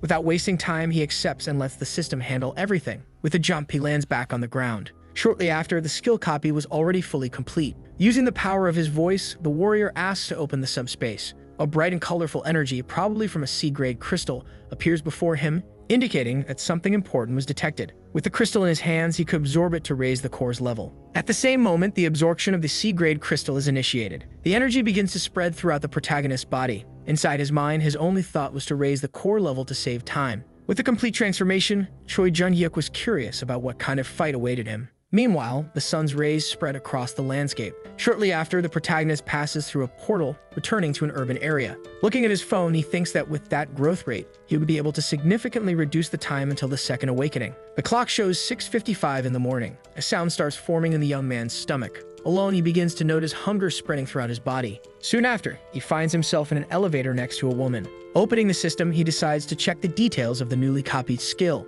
With an expression of curiosity and confusion, he seems unable to understand the recognition of the lowest-ranking soldier. Following the explanation, the recognition would be made by the lowest-ranking soldiers of the Vargos race, who would not attack him. Leaving the elevator, he keeps reflecting on that kind of attack prevention. While following the secretariat, he thought it would be a powerful skill to use when alone. The woman stops and opens a heavy door. With a friendly expression, she asks the boy to enter the room. The gray-haired man in a suit seems very pleased to see Choi Jun-hyuk. Even with some shyness, the boy calmly enters the room. The chief asks him to sit in the chair and make himself comfortable. Smiling, he asks if he could speak informally with the protagonist. Not seeing it as a bad situation, he immediately agrees since the man seemed to be doing that from the start. First, he shows that he is impressed with the boy's punctuality. The president of the association seems not to understand when Junhyuk starts mentioning all the tasks he performed for his siblings. For a moment, the two remain silent, just exchanging glances. But shortly after, the chief starts laughing out loud. Despite everything, he believed the boy's words were less of a joke. Changing the subject, he decides to get straight to the main point.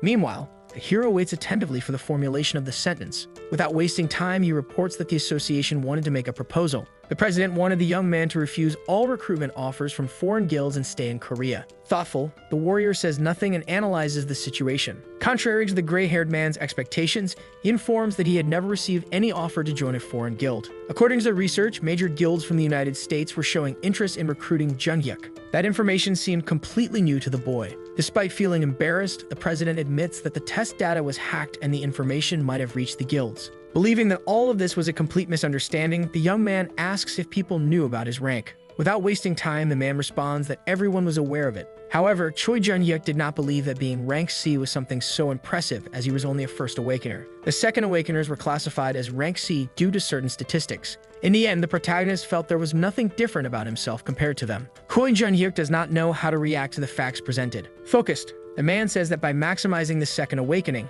he could aim for rank straight away. The protagonist thinks that with the second awakening secured, he could have abilities comparable to a third awakener and even have a chance at rank S. Considering the boy's abilities, he was extremely valuable, and the association believed that was highly attractive. Therefore, they couldn't just stand by and watch someone so talented be taken away. While receiving a notebook from the secretary, he informs that he had prepared 3 conditions. First, he would receive an initial support fund of 1 billion. Second, total tax exemption limited to his group. Lastly, he would receive 2 parts of an A-rank equipment set provided completely free of charge. Handing him a pen, the president states that the contract period would last until the second awakening. Now, Choi Junhyuk had only one mission: accept the conditions and sign the contract. But the protagonist seems suspicious, reminding them that he was only a rank C. Despite hearing the proposal, he informs that he was not convinced. All that support offered just to prevent him from moving to another city seems suspicious, so he wanted to know if there were other conditions. Suddenly, the president stands up from his chair, realizing that the boy was very observant. The association's condition was that he could not naturalize in another country during the contract period.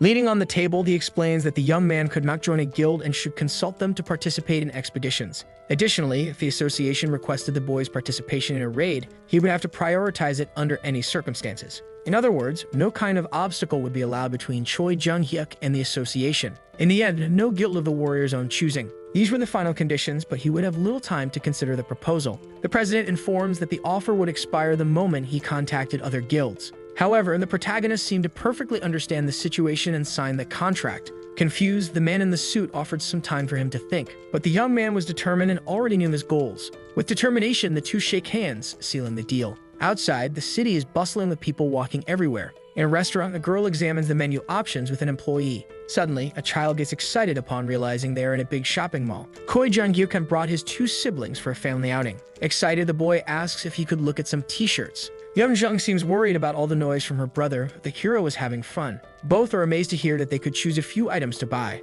With a smile on his face, the hero says his siblings could choose the 10 items they liked the most. Happiness spreads across the children's faces as they celebrate together. Everything was happening in an unexpected way, but he knew he had to wait until the end of the protection period. Choi Junhyuk was worried about possible problems along this journey. Suddenly, Yeonjung shows her brother a beautiful blue dress. Unchul immediately likes the outfit and says his sister should get it. An employee approaches and asks the children not to touch the clothes on display like that. Meanwhile, Junhyuk reflects on the list of things he should do, relating it to past events. At that moment, he tells the employee not to worry about anything since he would be buying the clothes. Either way, before completing that list, he had absolutely no intention of leaving Korea. Suddenly, a warning for shoppers informs that an unexpected gate has opened inside the mall. The information is repeated once more, showing the real situation to the customers. Additionally, they ask everyone to stay calm and follow the staff's instructions. Amid the crowd, a woman reports that hunters from Taebaek would be arriving soon. According to the orders, everyone should stay inside the mall, but customers already wanted to leave as quickly as possible.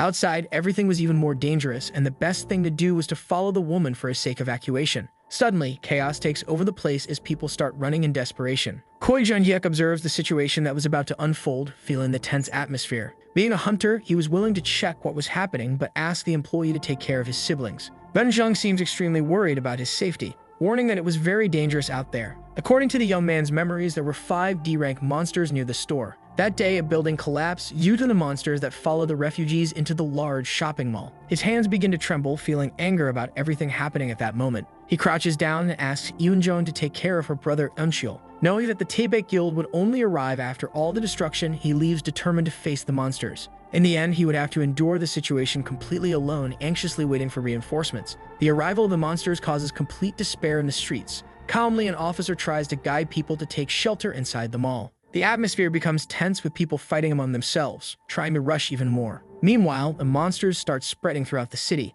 There were 5 in total, ready to destroy everything in their path. Upon hearing the screams, the creatures begin to look around. People keep running in terror, pushing each other. Koi Jun-hyuk stands in the middle of the group, letting everyone pass quickly by him. At that moment, despair takes over his face as he realizes he was completely alone. The giants were coming toward him, and he no longer knew the best way to defend himself. With a tense expression, he decides to open the subspace. Beside him, a portal is formed for him to choose his abilities. A terrifying aura spreads through the air, showing all the fury present in the creature. The young man could not let any of them pass. He had to protect his brother at all costs. According to his shield, it was ready to take down each of his enemies. With the swift movement activated, he would trick the opponent with quick movements. The strike manages to hit the opponent's leg with tremendous force. Upon feeling the attack, the creature lets out a powerful scream of pain. Using his speed to his advantage, he moves throughout the area, confusing his enemies. Suddenly, he stops running and observes the situation. Those abominations follow the protagonist's movements and turn their bodies. Jun-hyuk provokes his opponents, calling them to fight.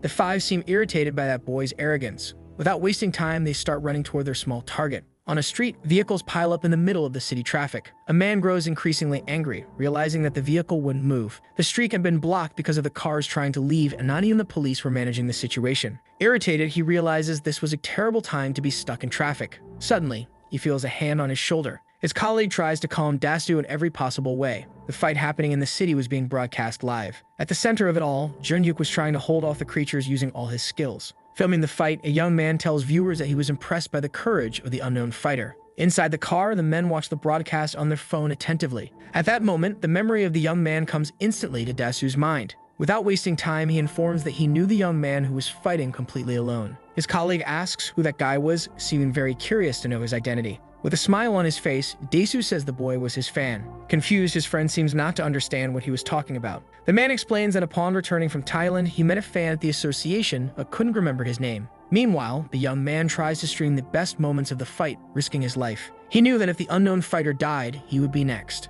With his equipment, he continues reporting, showing all his professionalism in ignoring the danger to record the urgent situation. In the end, the young man asks his followers to be generous and make donations. The comments reveal the viewers' shock as they discuss frantically. One of them claimed that even Dasu would be incapable of fighting like that. Upon reading that comment, the man becomes extremely confused and bothered by the doubts about his abilities. Without wasting any time, he immediately gets out of the vehicle. Meanwhile, his friend looks worried and seems not to understand his movements. However, Dasu was determined to study people in any way. With determination on his face, nothing could stop his goals. He gets out of the car, leaving his colleague completely alone. At that moment, people begin to follow the master immediately. One of the warriors asks the man to step aside, who seems not to understand the situation. Suddenly, all the warriors were beside Dasu and ready for battle. His final order is for Jo Hwan-woo to investigate who that new face was. Without knowing his name, he warns that he wouldn't get much information, but the chief remembered the identity, Kim Jun-hyuk. In the end, the captain wanted to know if all members were ready for battle. Their expressions reveal a determination to protect the people and the city by following the master's orders.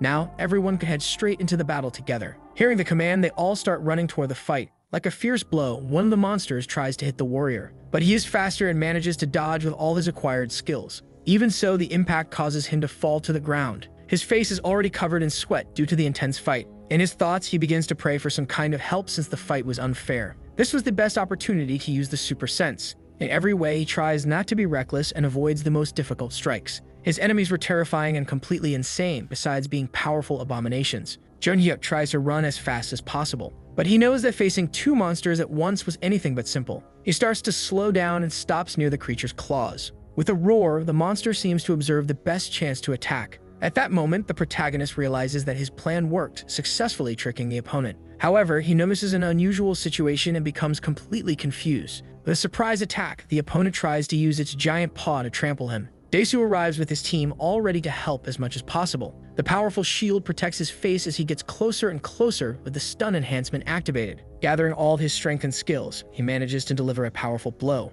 The creature is completely disoriented, not understanding where the strike came from. Junhyuk is amazed to see his idol sharing the same battle with him. His orders are for Kim Do-hoon and Jang Soo-jong to take care of 2 Karhan. Jae-hwan would be responsible for checking if there were other survivors around. Duo was assigned to heal Choi Junhyuk and stay with him until the end of the fight. While settling on the ground, the boy questions the delay of the guild master. Noticing that the boy kept chattering, Daesu realizes that he could fight against 2 more monsters. After being completely healed, the protagonist would have the mission to fight with a group for the defense of the city. Meanwhile, Duel spreads his powers throughout the boy's body. Instead of attracting aggro again to buy time, the best thing to do was for Junhyuk to enter tanking mode and defeat them quickly. Handing over the shield, Daesu wants to make sure the boy understands his plan. The more time was wasted, the greater the damage. From afar, they could notice another creature approaching. Now the 2 are ready to fight side by side. The Kargan runs toward them, increasing its speed more and more. In the underground shelters, people tried to hide from the danger. The broadcast announced that the Taebaek Guild had already arrived at the scene but hadn't managed to defeat any Karhan. Yeonjung seemed very worried while listening to that information. The employee immediately notices the little girl's fear. Calmly, Unchul asks her not to be afraid since the situation would be controlled quickly. The 2 continued discussing Choi Junhyuk's safety when new reports appeared. Finally, the group of hunters was able to defeat the first Karhan.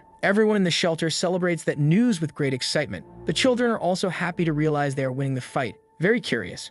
Unchul starts walking to try to see what was happening. The employee stops him from going outside, informing him that it was extremely dangerous. Before she could grab the boy, he starts running. Soon after, another Kargan is eliminated by the group. Now only 3 were left. The 2 men hug and celebrate the victory while noticing messages from countless people around the world. They discuss the efficiency of the Taebaek Guild and also question the identity of the rookie. For almost an hour, he had the power to hold off the 5 monsters. Unchul approaches the men and informs them that the hunter was his older brother. The boy was extremely proud to see all of Choi Junhyuk's abilities. Outside, it was already night, and everything was darker with street lamps illuminating the roads. The war was still not over, and the warrior was running everywhere holding his shield. With a jump, he tries to divert the Karhan's attention. His weapon transforms into something sharp enough to completely finish off the abomination. After 7 hours since the start of the fight, everything had finally ended. Meanwhile, Junhyuk realizes that he was extremely tired. Now he could rest, feeling as if he would collapse at any moment. Daesu thanks the boy for the great work he had done. Choosing his words carefully, he asks the young man something unusual.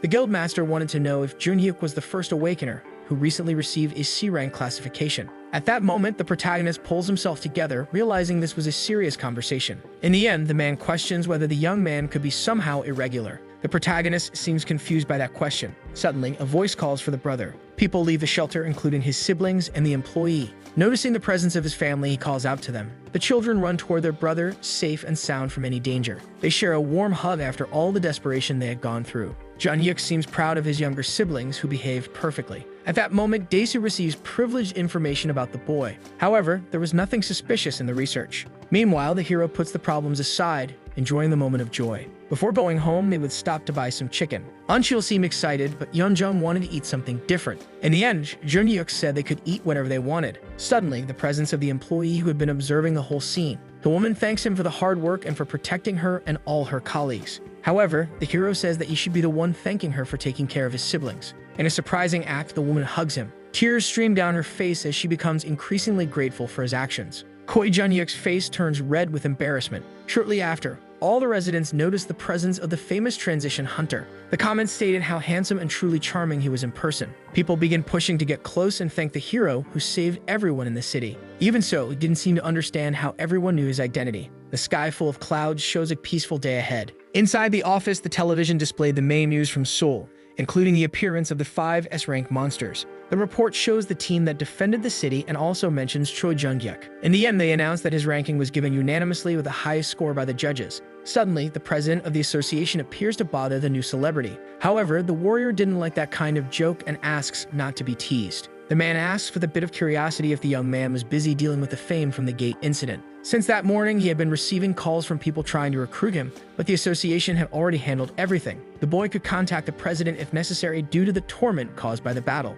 Changing the subject, the man informs him that the government and several authorities were saying the young man was irregular. Apparently, they had something that broke the conventional ranking rules. However, they were considered a type of mutant not stronger than an S rank. Choi Junhyuk asks if he would have to register. The best thing to do would be to register in the United States to receive government support. Many had applied as irregulars, but only 3 had managed to be officially registered. Furthermore, the whole process wouldn't be easy, and with 2 siblings to care for, leaving Korea wasn't an easy decision. Now the 2 could discuss the contract with the association, which would increase the support given to Choi Jun-yek. Since the last contract was written with the perspective of him being a rookie, the association decided to propose terms suited for an irregular. Confused, the warrior asked them to wait for confirmation that he was indeed an irregular, but that wouldn't be necessary. First, the support funds would be increased to 5 billion with the same tax reduction rate. The number of A-rank equipment rentals would be raised to 5, in addition to providing a top-tier hunting vehicle. However, the conditions remain the same with no further concerns. Choi Jun-yek seems confused by the whole suspicious situation.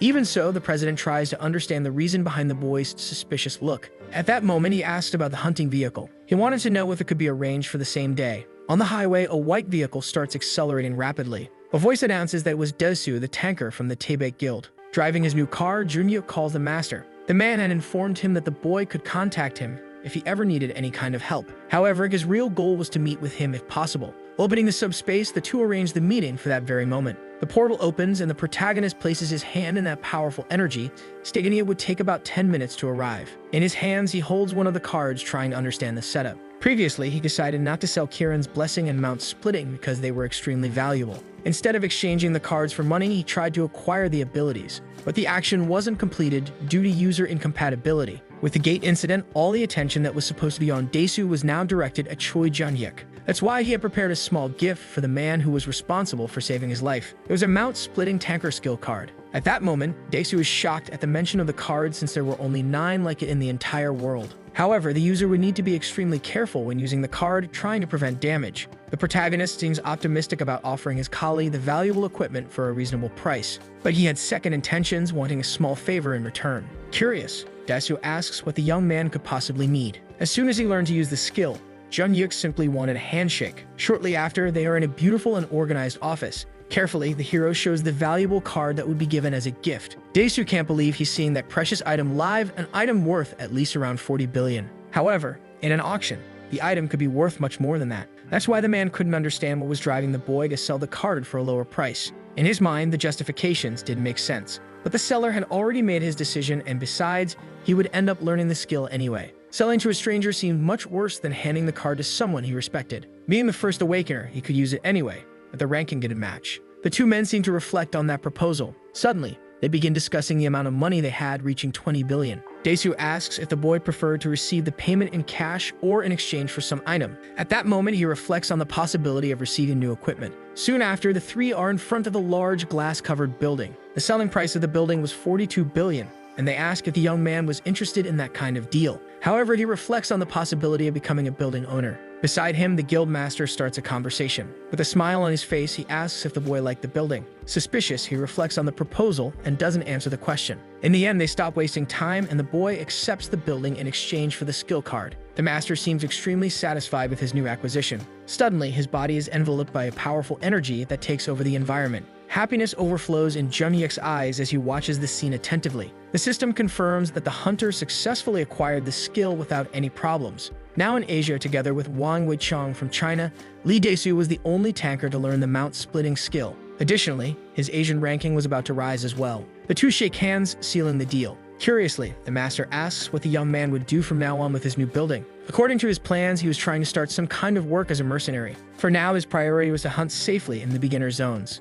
Even with all the money, he couldn't forget that they lived in a dangerous world, and he had to take care of his siblings. His parents died during the Great Catastrophe, and they went through hard times. Because of that, the childhood of the 3 was a terrible nightmare not worth remembering. His only wish was that his siblings' future wouldn't be a nightmare like the past. Jun-yuk wanted to give them a life free of financial difficulties, full of hope and freedom. Lee Desu watches the wise boy carefully and feels touched by his life story. Contradicting his dreams, a hunter informs that a life like that would be impossible. The Great Catastrophe was only the beginning, and the world was slowly heading toward complete destruction. Monster invasions were becoming more frequent and combat resources were running out. Above all that, there were villains in the dangerous city, assassins, and thieves. In recent days, there had been a series of murders targeting hunters in the Gangnam area. The suspect was said to be a famous villain who operated in Daegu. His name was Shijin Su. Desu couldn't believe that they had to fight monsters while also dealing with humans. That's why he stated that his colleague's siblings didn't need that building. They needed a world without monsters or awakeners like them.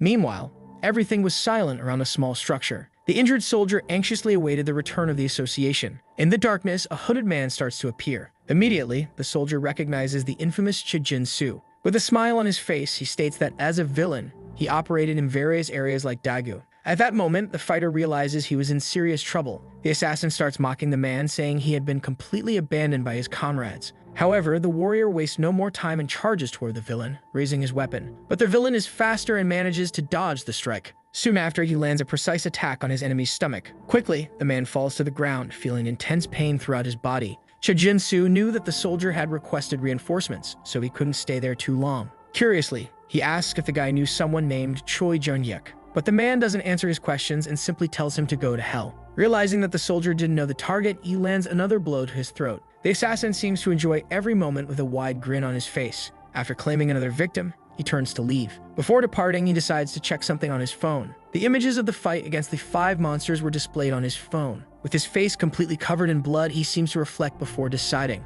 Unexpectedly, he clicks the like button on the video. At that moment, his expression changes completely, and he starts laughing intensely and menacingly. 1 week later, in the beginner hunting area of Goyang City, a terrifying monster appeared and was ready to claim some victims. Using all his strength, the boy manages to stop the attack. That was the last prey for today. From a distance, spectators watch the fight. The man holds his position as the creature approaches. Nearby, a fighter defends himself with a bow and arrow. Suddenly, the young men find themselves inside the arena. Touching his companion's arm, he informs him that it was time for the final strike. Upon hearing the command, the boy seems determined to finish the fight. Suddenly, he starts running, accelerating more and more. With his unique skill Power Strike, level 1, he charges his weapon with strength to unleash a powerful attack. The energy starts to pour out from all directions, causing movement around. Quickly, the enemy's body is engulfed in intense flames. Gradually, it completely disintegrates. At that moment, Jung-yuk is informed that there was only one Karhan left to be finished. Without wasting time, he delivers a final blow and runs toward the other monster. Even with its twisted arm, the creature seems ready to attack. At that instant, the man calls Seo Yijin's attention. Without delay, the archer realizes the situation and decides to intervene.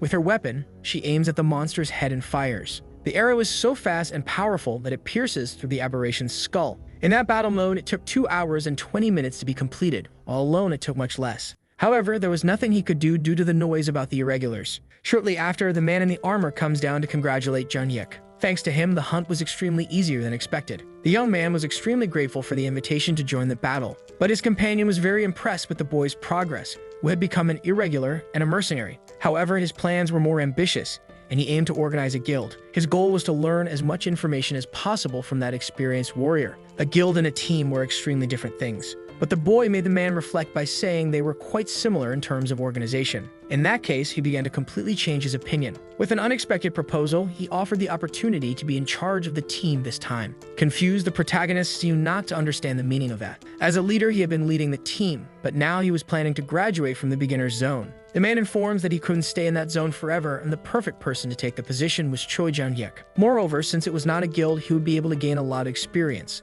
The girl states that everyone owed their lives to the boy, so he was much more than qualified. The young man beside her agrees with the statement, saying he was very grateful for the help received in the battle. The leader realizes that 2 members had already agreed with that possibility, and upon questioning the others, they seemed happy with the protagonist's leadership. Now Choi Jun-yuk was officially in charge of the team's leadership position. Even confused, the people around him trusted his potential and the good he represented in society. His only duty would be to make choices that benefited everyone. Before leaving, the former leader informs about the presence of a villain who was killing hunters. The association had been trying to form a team for some time, but the best thing to do was to keep emergency contacts in case it was necessary one day. Now they seem excited to have some drinks and chat, but his idea is interrupted when he doesn't notice that the protagonist had to answer an important call. On the other end of the line, someone mentioned his brother Euncheol. The conversation seemed long and endless, but he was understanding every word. Upon hanging up, his colleague asks the reason for his serious tone. At that moment, the young man informs that the drinks would have to wait for now. Not understanding the real situation, the man in the armor seems very confused. Meanwhile, the school seems quiet with no students walking around. Inside the classroom, Jun-yuk talks with a teacher. With concern, she explains that in recent days, Euncheol couldn't keep focus in class and was fighting with his friends. The reason for the contact was that the situation was getting worse and worse. His brother doesn't like knowing that Euncheol is fighting at school. However, she explains that the children's arguments were turning into small fights. The child explained to the teacher that the reason for the fights was because he wanted to become stronger like his father. Junhyuk is shocked to hear that they say he would awaken as a tanker and become as strong as his father. At that moment, the hunter realizes that scolding and giving warnings was not the best way to educate. Realizing the situation created, the teacher tries to end the conversation in the best way possible. With clarity in her eyes, she asks the young man in front of her for a favor. Periodically, the school asks parents to be teachers for a day, and on that occasion, the presence of the hunter Choi Junhyuk would be a good way to explain the profession and tell stories. Currently, the children were interested in the hunter profession, and you should talk about the dangers and difficulties. In the end, the teacher believed it would be a good experience for the students. Meanwhile, Unchul was alone in a hallway. Shortly after, his brother leaves the classroom. Looking to the side, he starts staring at the boy with curiosity. Before he could say anything, the boy was already apologizing for his actions. He explains that he fought because his classmates didn't believe that his brother was the tanker from television. He was called a liar because they believed he couldn't have a brother like that since he had no living parents. Noticing the boy's distress, Junhyuk reached out his hand. The child's feelings were real and his brother was not angry. With a smile on his face, he asks him to bring his friends later to eat something delicious. At that moment, Munchul's eyes fill with tears. The child quickly runs into his older brother's arms. Choi Junhyuk is confused by his reaction, not understanding anything. Looking at the city, he thinks there was no way to stop his younger brother from becoming a hunter. If he was destined for that, in the end, he would become one just like Junhyuk himself became a villain. The desire for a hopeful life seems very distant at that moment. He quickly remembers Dasu's words. The great catastrophe was really only the beginning, as the world was destined for destruction. Besides the more frequent appearances of monsters and the decreasing resources, villains were a threat. Choi Junhyuk reflects on his friend's thoughts and the necessary items for his brothers. In the end, the world shouldn't have monsters or even awakened ones like him. Shortly after, he activates the teleportation magic circle. As he crosses the portal, he is certain that a world without monsters and awakened ones is truly impossible. The other side of the portal forms near a white vehicle. Crossing the circle, he reflects on how it would be possible to protect his brothers from all the evil in the world. His greatest fear was dying while fighting against monsters. He gets into the car, turns on the headlights, and is ready to drive. Besides that, he didn't want to end up in prison like before. Starting the car, he accelerates down the highway. Unfortunately, he knew that his brothers would have to learn to fend for themselves. While driving, he makes a mysterious phone call. The protagonist was calling Haisu because he needed a favor. He wanted to know if there were hunters frequently patrolling the Gangnam area. Before any response, the beginner zone should be monitored. Shortly after, Haisu reports that the order has been fulfilled. The team led by the tanker Cho Ju-sung is currently hunting near the four-way intersection in Gangnam. At that moment, the hero was already inside the area, observing all the city's destruction. Getting out of the car, he doesn't give further details about the reason for needing that information. He only explains that his team was planning to head to the Gangnam area soon. In the end, he believes it might seem strange and look like they were trying to steal the territory. Ready to hang up, he thanks for the help and says he will stay in touch. Once settled in the location, he starts mapping the area in awakened search mode. If he couldn't give his brothers a normal world, he would make sure to eliminate all the cockroaches destroying the world. When he had to do something, he used all his determination to complete the challenges. Suddenly, he notices the perfect target in one of the buildings, Shijin-su. The man uses his weapon to aim perfectly. With one touch, he releases the arrow in the desired direction. The projectile gains strength as it travels through the air. Shortly after, the arrow pierces the heart of the warrior who was fighting against monsters. Noticing the attack coming from behind, blood gushes from his mouth. Suddenly, a voice sounds confused, trying to understand what just happened on the battlefield. With an earpiece, he can hear all the conversations. Shijin-su seems to enjoy every second of that situation, no matter how horrendous it was. For him, the death of a tanker wasn't reason enough for everyone else to flee. While preparing, he hears a threatening voice. He quickly turns his body and tries to hit his enemy with an arrow, but apparently he doesn't see anyone in the dark corridor. At that moment, he tries to ask who is there.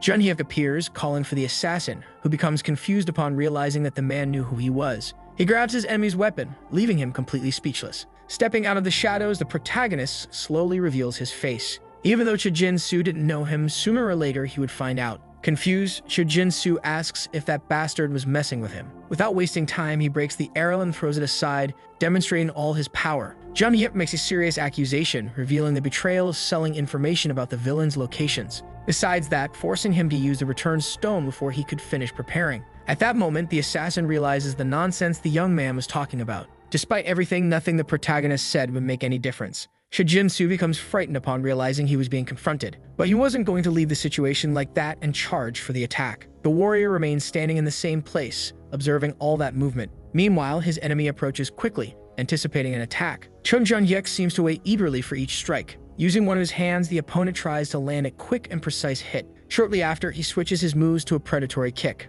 Noticing that nothing hits his enemy, he tries to advance with a jump. Jin-soo becomes confused, realizing he couldn't land any kind of attack. The hero keeps provoking the protagonist upon noticing his perplexed expression. Surprised, the man turns, unable to believe the audacity of that young man. But before he can make any move, his face is struck by a furious punch. Feeling the pain spread through his body, he touches his face, appearing embarrassed. With a smile on his face, Jin-hyuk states that from that day on, his opponent wouldn't need that meal anymore. Jin-soo puts one of his hands in his pocket, looking for a tool. Suddenly, he uses a device that creates smoke in the environment. Surprised by that unexpected move, the young man can no longer see anything in front of him. Realizing that his opponent was defenseless, the assassin wields a sharp weapon. Jin-hyuk grows increasingly irritated, trying to force his eyes to see in all directions. Meanwhile, the man approaches from behind the protagonist, but he already had a trick up his sleeve and decides to activate his super sense. Unaware of his intentions, Jin-soo charges for the attack, believing in his victory in the fight. His goal is to strike the victim's neck with full force, but his movement is quickly stopped by the hero. Not understanding anything, the boy becomes confused and lost in the middle of that situation. Using all his skill, the warrior grabs his enemy's body. Falling to the ground, he tries to strike his face with another blow. In the end, all villains were the same, always trying to dominate by attacking the neck from behind. After hitting his enemy with a blow, Jin-hyuk still had a strange sensation in his eyes. Not understanding what kind of substance was used, he tried to rub his hands to recover his vision. Meanwhile, the villain desperately begged for his life, saying he would give all the items he had collected in exchange. But the young man already knew the full address of where all those things were. Unable to move a muscle to get up, the boy became increasingly impressed by his opponent's abilities. Jin-hyuk had killed many awakened ones while living as a villain, turning all the stolen items into money. At that moment, he was completely determined to end Jin-soo's life. The assassin begged for his life, but the protagonist didn't seem to care at all. When the world was completely destroyed, all of that became meaningless. The body of the wanted assassin Jin-soo was left in front of a police station. The latest news reports that the prime suspect in the Gangnam serial murders was arrested last night. With a smile on his face, the hunter paid close attention to every piece of information. On his phone, he watched the images of Jin-soo's arrest. Before the regression, the warrior's power was at the same level as Jin-soo. However, the difference in strength status of 100 was very clear, enough to tear that guy apart like paper. While watching the news, he noticed people's happiness about the assassin's arrest. A hunter states that it was very difficult to operate in the Gangnam area and that many people were scared. Now he was very relieved to realize he could finally focus on his hunts. Shortly after, the president of the association enters the room. Noticing Jin-hyuk's presence, he apologizes for being late, but the boy doesn't seem to care anyway. That meeting was scheduled by the protagonist, which made the president suspect he might be having problems. Shrugging, the hunter already said it wasn't anything concerning. That meeting happened so the young man could discuss some new adjustments to the contract. The gray-haired man becomes frightened upon hearing that the boy intended to terminate the agreement. According to Jin-hyuk, the promise made to the president of the association would have to be undone. Outside, the sunlight spread across the entire environment. On the highway, a car accelerated more and more.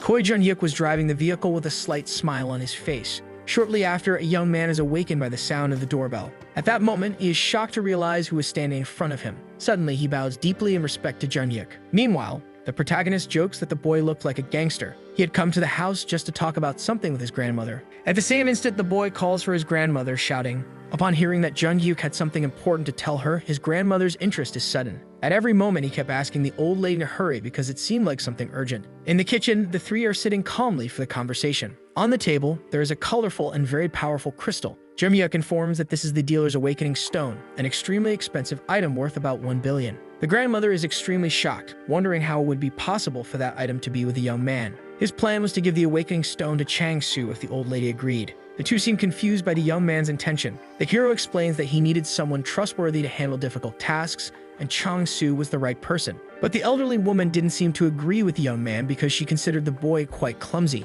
Since he was young, he always managed to get into trouble but wasn't the type of person to commit betrayal. In the end, he managed to get porter position and went hunting in dangerous areas, becoming someone respectable. The lady did not seem convinced to give permission for her grandson to go despite the promises of protection. Noticing the young man's persistence, she agrees to the conditions. Excited, Chang-soo is immensely grateful that his grandmother agreed. Her last request is that the boy doesn't act like he's awakened without a reason. Jin-hyuk explains that he did mercenary work privately, not being officially part of the association. Confused, the boy asks if the association didn't care about that situation. Deep down, the protagonist knew that the association wouldn't want to be involved with that kind of work. Suddenly, his memories go back to the day he discussed his plans with the president. To do mercenary work, it is necessary to open an office and register it as a business. But that was due to taxes, and being a mercenary was a very different case. That's why the young man questioned the possibility of the president granting permission for a guild registration. At that moment, the gray-haired man began connecting the fact that he wanted to break the contract. If he registered a guild and didn't manage it properly, later rumors could arise about tax evasion and other gossip. However, the president was confused about the idea of creating his own guild. Due to the support received from the association, he warned that he wouldn't be able to help with the situation. Confused, Choi Jun-hyuk didn't understand what his next step should be. Besides that, the president didn't seem to understand the reason for mercenary work since he already had a large amount of money. Determined, the young man explains that when you can do it, you increasingly want to expand. Not long ago, he realized that hunting some monsters made a real difference in the world. As a hunter, his goal was to hunt more and more monsters before dying, making the world a better place. Upon hearing those words, the president began to understand the young man's intentions. Suddenly, he calls Jun-hyuk's attention, who responds immediately. But he simply asks the young man if he came to the association just to talk about cockroaches. The president suggests taking advantage of being at the association and registering the guild, making the process easier. By officially registering, there would be a formality to request assistance in the future, implying more structured processes. Through an official commission, possible misunderstandings or discomfort between the involved parties would be avoided. With a slight smile on his face and winking one eye,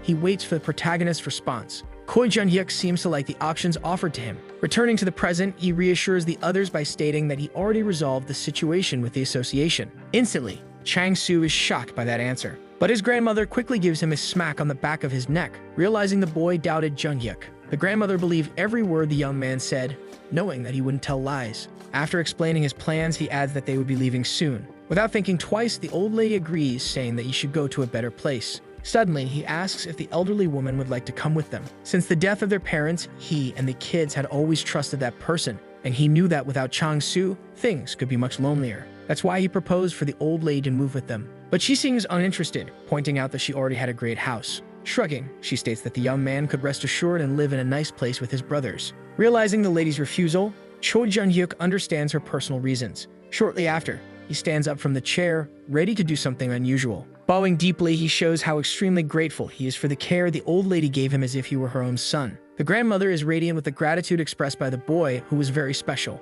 A week later, everything was already prepared. Standing in front of a door, the two young men were ready to start the adventure together. Chang-soo notices that both of them were overflowing with style while the warrior asks him not to exaggerate his enthusiasm. The sign on the door indicates the JHA mercenary organization. The modern and minimalist office has a spacious area with carpeted floors and fluorescent ceiling lights. The two share a meal together, eating noodles from a bowl. Chang-soo is surprised by the appearance of his food. Jun-hyuk tells the young man to enjoy the meal since they would have more work in the afternoon. Quickly, the boy puts his hands together and gives thanks for the prayer to Hyunnim. Suddenly, he makes a small correction, thanking the awakening stone instead. Beside him, the hero is confused by all that strange behavior. Chang-soo starts thanking the protagonist for giving him an awakening stone that is worth a fortune. However, the hunter informs him that, to begin with, the item wasn't even his. Shocked by the revelation, the boy questions him further about it. He explains that he received the stone from a guy at work because he was in debt. That was a long story to tell at that moment, so they should eat the noodles before they got cold. Suddenly, a girl enters the room and notices that both were in the middle of a meal. Next to her,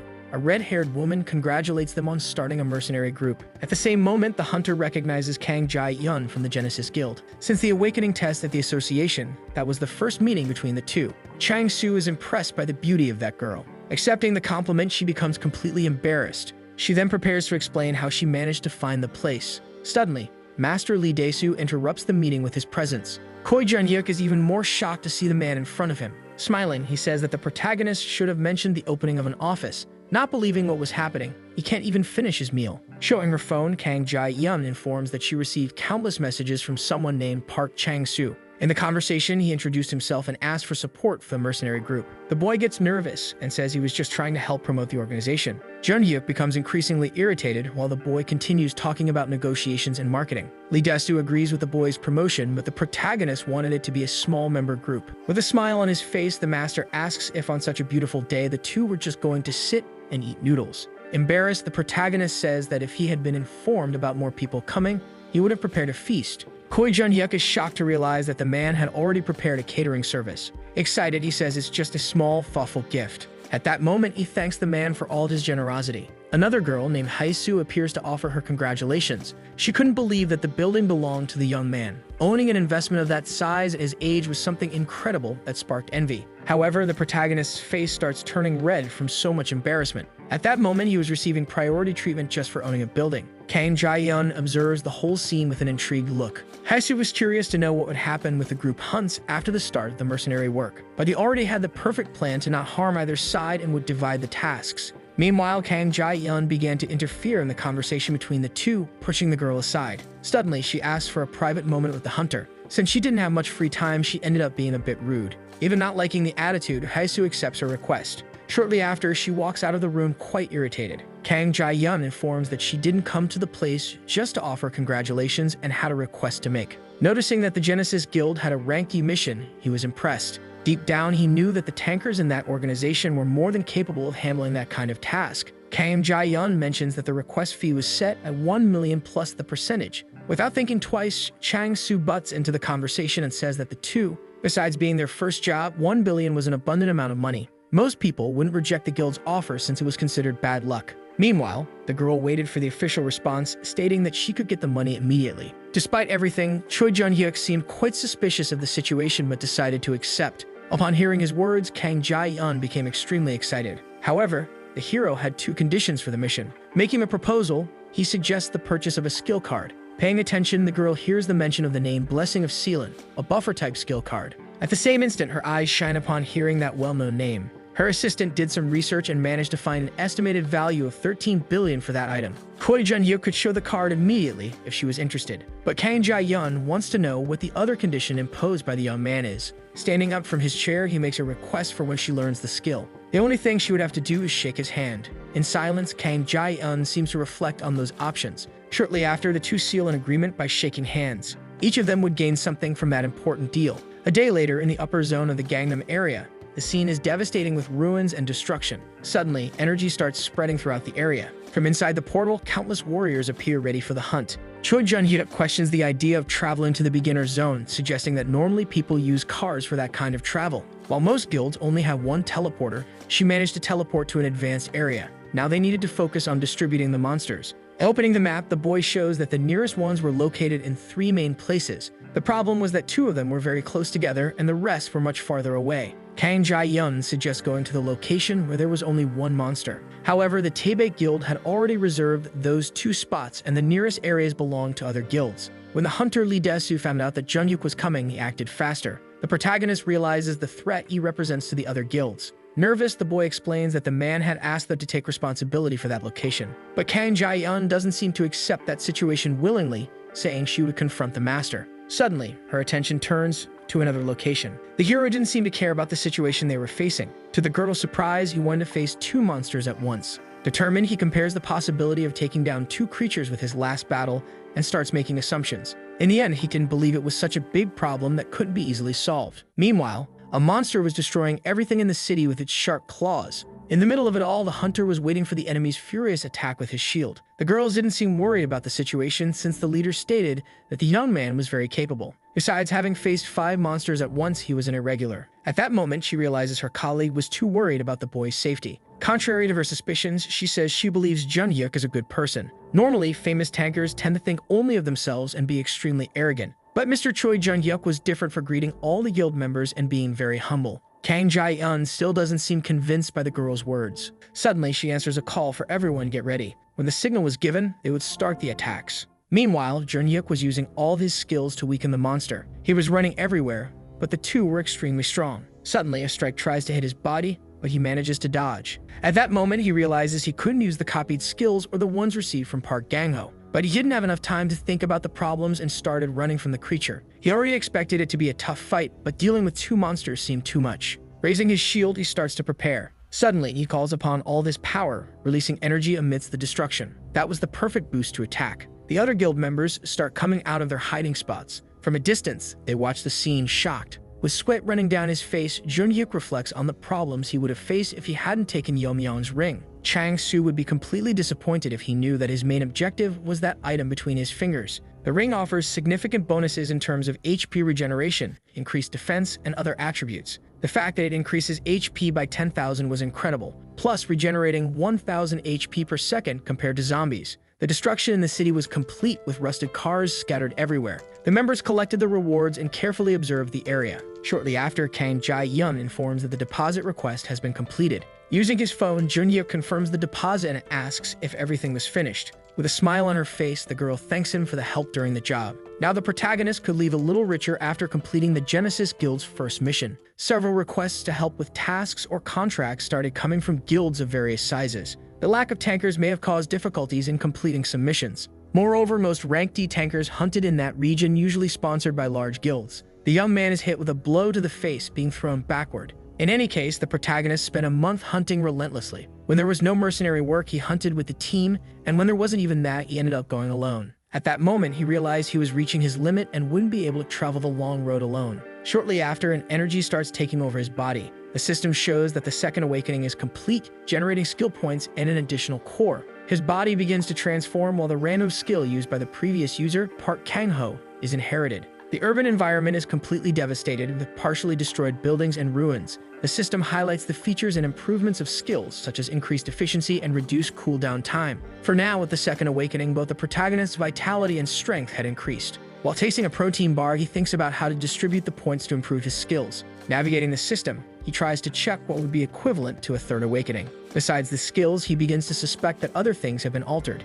Carefully, he observes all the new information. The unique skill combination level 1 combined 2 general skills to create a new one. At that moment, he realizes how that function was truly incredible. At the same instant, he tries to combine 2 completely different but complementary skills. His eyes shine as he realizes he could combine Lightning Flash with Mountain Split. Savoring the protein bar, he concludes that the number of skills he could create was infinite. However, there was no need for much fuss, and he decided to carefully observe the changes. The next feature allowed him to copy skills without physical contact. At that moment, he remembers the handshake he would give Kang Jae-eun to copy her skill. That way, he wouldn't need to bother anyone else for physical contact anymore. If the second awakening already gave him that enormous amount of power, he wondered what the changes with the third would be. Now he was ready to check the skill he was most curious about. The skill Valkyrie Summon at maximum level summons a Valkyrie based on the caster's pure attributes. That was the skill inherited from Park Kang-ho. Suddenly, he notices something strange happening in front of him. The option to summon a Valkyrie appears with the words yes and no. Determined, the protagonist states that there was no way he could refuse such an offer. Soon after, beams of blue light start to spiral in the air.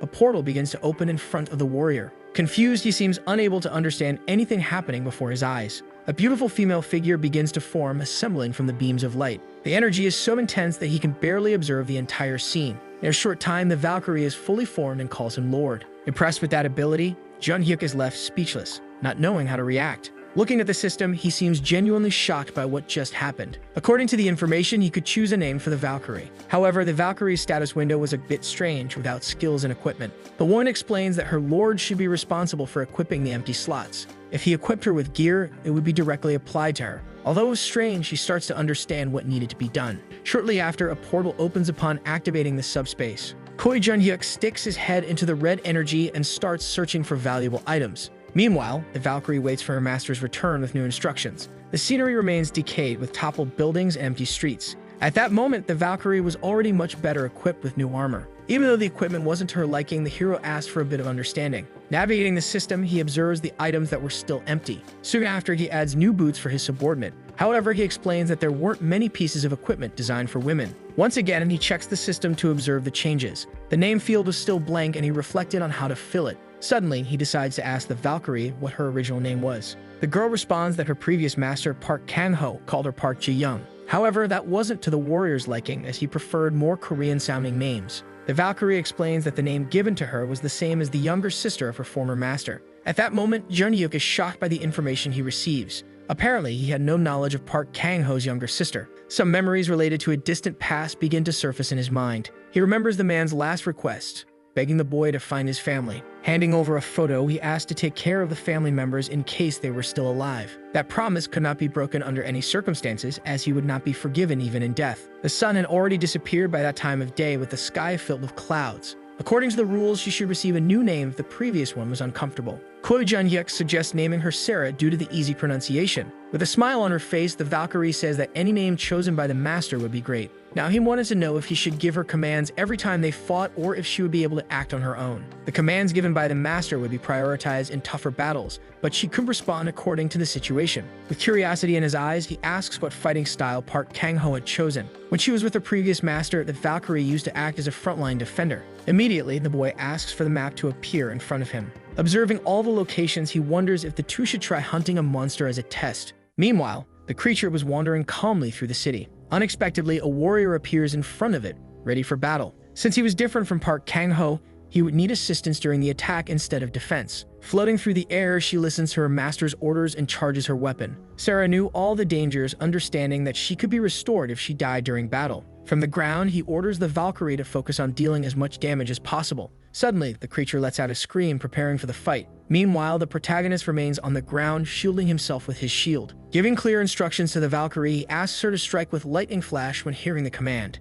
At that moment, Sarah seems to fully understand any type of order. Sensing the monster's approach, Junhyuk moves his shield. With a leap, he activates the lightning flash ability. Suddenly, his body appears behind the giant creature. With determination, he uses the mountain split ability, considering it more suitable for the situation. The efficiency boost options from the core and the ring now totaled over 100%. During the fight, he realizes he no longer needed to hold the aggro for so long. Now he decides to launch an attack with the shield. His weapon travels at catastrophic speed and strikes the creature's face. At that moment, he orders Sarah's attack, who was already prepared for combat. Immediately, the Valkyrie starts flying as fast as she can, ready to use lightning flash. Shortly after, she is already positioned behind the creature. With a strike, she swings her sharp spear using mountain split. The monster's eyes almost pop out of its head as it feels the pain spreading through its body. That powerful strategy was enough to finish off the enemy. The two look at each other attentively while the monster slowly disappears. With that Valkyrie by his side, the protagonist believed it was possible to face rank D. Meanwhile, in the neighborhood of Tool Street,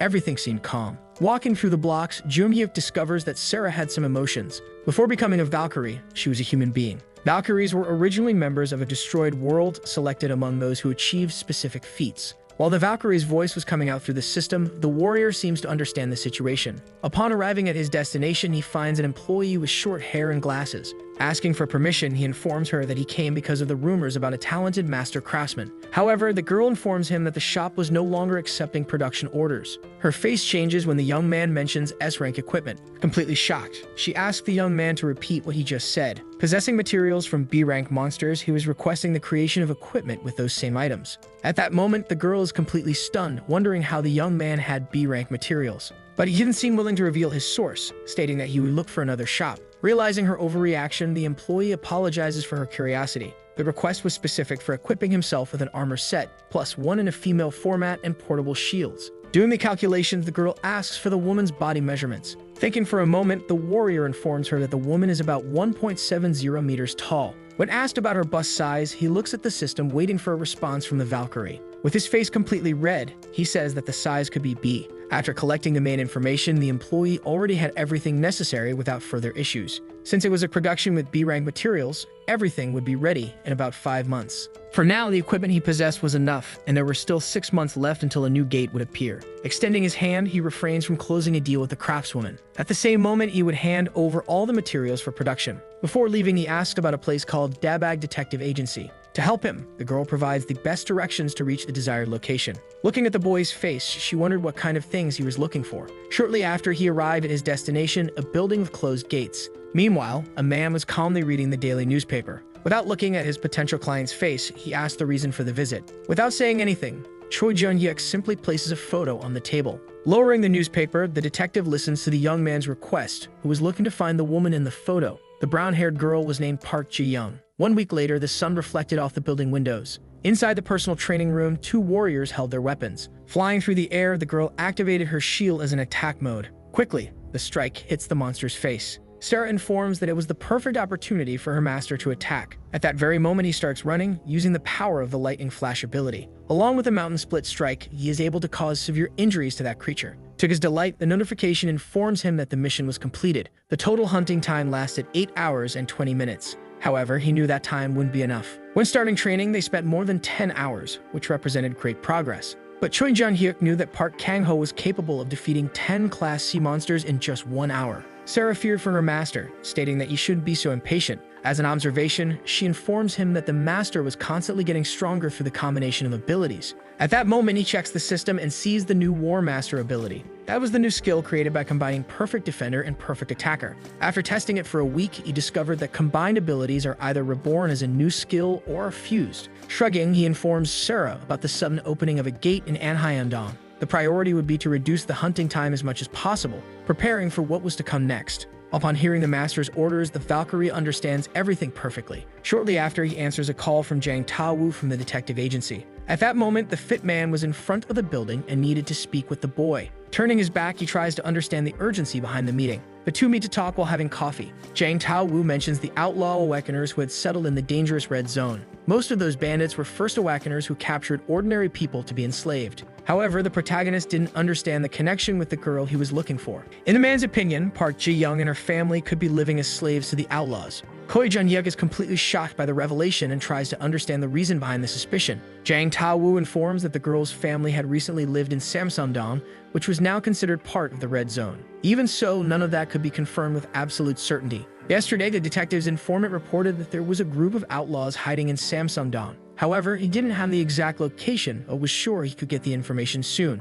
Additionally, he was planning to continue the investigation throughout the area. At that moment, he hands the family photo to Choi Jun-hyuk. His eyes inevitably go toward Park Ji-young's face. Meanwhile, night was falling over the city. Arriving at his home, the protagonist looks for his younger siblings. Seeing the children's faces instantly made him happier. Upon hearing that they had been studying all afternoon, he said they deserved a reward. Meanwhile, a woman informs them that she was preparing dinner. With a smile on her face, she said they would serve it as soon as possible. Choi Jun-hyuk was impressed with the amount of food the woman had prepared. Shortly after, he asked Eun-cheol about the new nanny they had hired. While eating, the boy said he really liked the employee. Since she arrived, the house had always been clean, along with the delicious food she prepared. Yeon-jung says that the nanny also played with the two of them and helped with their studies. Impressed, the hero had no idea about all the nanny's tasks. Shortly after, she informs them that it was already time to leave and return to her home. Before leaving, she offers to take any last requests and waits anxiously. Choi Jun-hyuk looks carefully at the girl, analyzing her from head to toe. Face to face, the two remain in complete silence. That was Miss Jae-hee's last day of work, so the protagonist asks if she would like to extend her contract. With a slight smile, she says that she would like to be hired as a regular employee. Hearing her words, he gets very excited and decides to accept the proposal. The president of the association was responsible for hiring the nanny, who was younger than expected. The girl explains that her family's situation wasn't very good, so she decided to work with children. Nowadays, finding a decent job was extremely difficult. Besides that, Jae-hee had personal reasons for accepting that kind of job. Hearing that, the hero doesn't understand her true intentions, but the girl doesn't answer anything, she just gives a gentle smile. She informs him that the employee from the mall who took care of the boss's siblings is her older sister. Confused, the boy can't believe the revelation. Suddenly, the girl starts thanking him for the protection given that day since she only has her mother and sister. Now the protagonist was starting to understand the nanny's motivations. 2 weeks ago, she received a call from the company where she used to work and realized it was the young man's name. That's why she was able to explain the whole situation and contact the boss. Nervous, she asks if that situation was a problem since she was very confident in performing all the tasks. Jae-hee starts speaking uncontrollably, saying she could take care of the children and asked him to give her a vote of confidence. But the protagonist didn't seem worried and decided to talk only about the contract. Rank 6 in the business world of Korea, headquarters of the Mire Group. In a room, several men in suits were discussing negotiations. Kim Do-sung, the commander of the Mire Group and son of Kim Hae-jin, points out his father's decision to operate the guild. It was an ambitious project prepared and entrusted to Kim Do-sung. At that moment, he wanted to exceed his father's expectations by recruiting influential people. Everyone knew they needed someone strong enough like Lee Da-soo, Kim Yoo-ho, or Kang Jae-yun. It wouldn't be an easy task since the most famous names belonged to the most powerful guilds. However, the executive didn't want excuses, he wanted solutions. Meanwhile, everyone remained silent, thinking about the possibilities. Suddenly, Supervisor Hwang Chae-sung asked to intervene in the negotiation. Quickly, Kim Do-sung told the boy to express all his opinions. He had knowledge of a valuable person highly recommended like the powerful ones mentioned in the meeting. At that moment, the executive becomes interested in his words. With determination on his face, he mentions a name already known to everyone, the irregular Choi Jun-hyuk. Kim Do-sung likes the suggestion about the hero who fought against 5 ranked key monsters and succeeded. If they could recruit that hunter, they would gain huge benefits, even regarding publicity. Standing up from his chair, Kim Do-sung likes the young man's way of thinking. Soon after, he starts criticizing all those old executives who didn't have brilliant minds like Supervisor Hwang. Banging on the table, he draws the attention of his partners. Kim Do-sung reminds them that Jun-hyuk already had a contract with the association and probably had a clause preventing him from joining guilds. Hwang was already aware of that, which was enough reason for the biggest guilds to give up on him. Even with all those obstacles, the young man believed it was possible to recruit that name. And despite the opposing opinions, he was willing to take the risk. Meanwhile, the executive was observing the young man, appreciating his words and the look in his eyes. The next step would be to discuss the best method to recruit Choi Jun-hyuk. In the upper zone of the Ilson hunting field, the situation was terrifying. Suddenly, a large monster appears, revealing all its power. The fierce and fearless gaze of the enemy was searching for its next victim. On the ground, Jun-hyuk was trying to find the nearest monster to fight.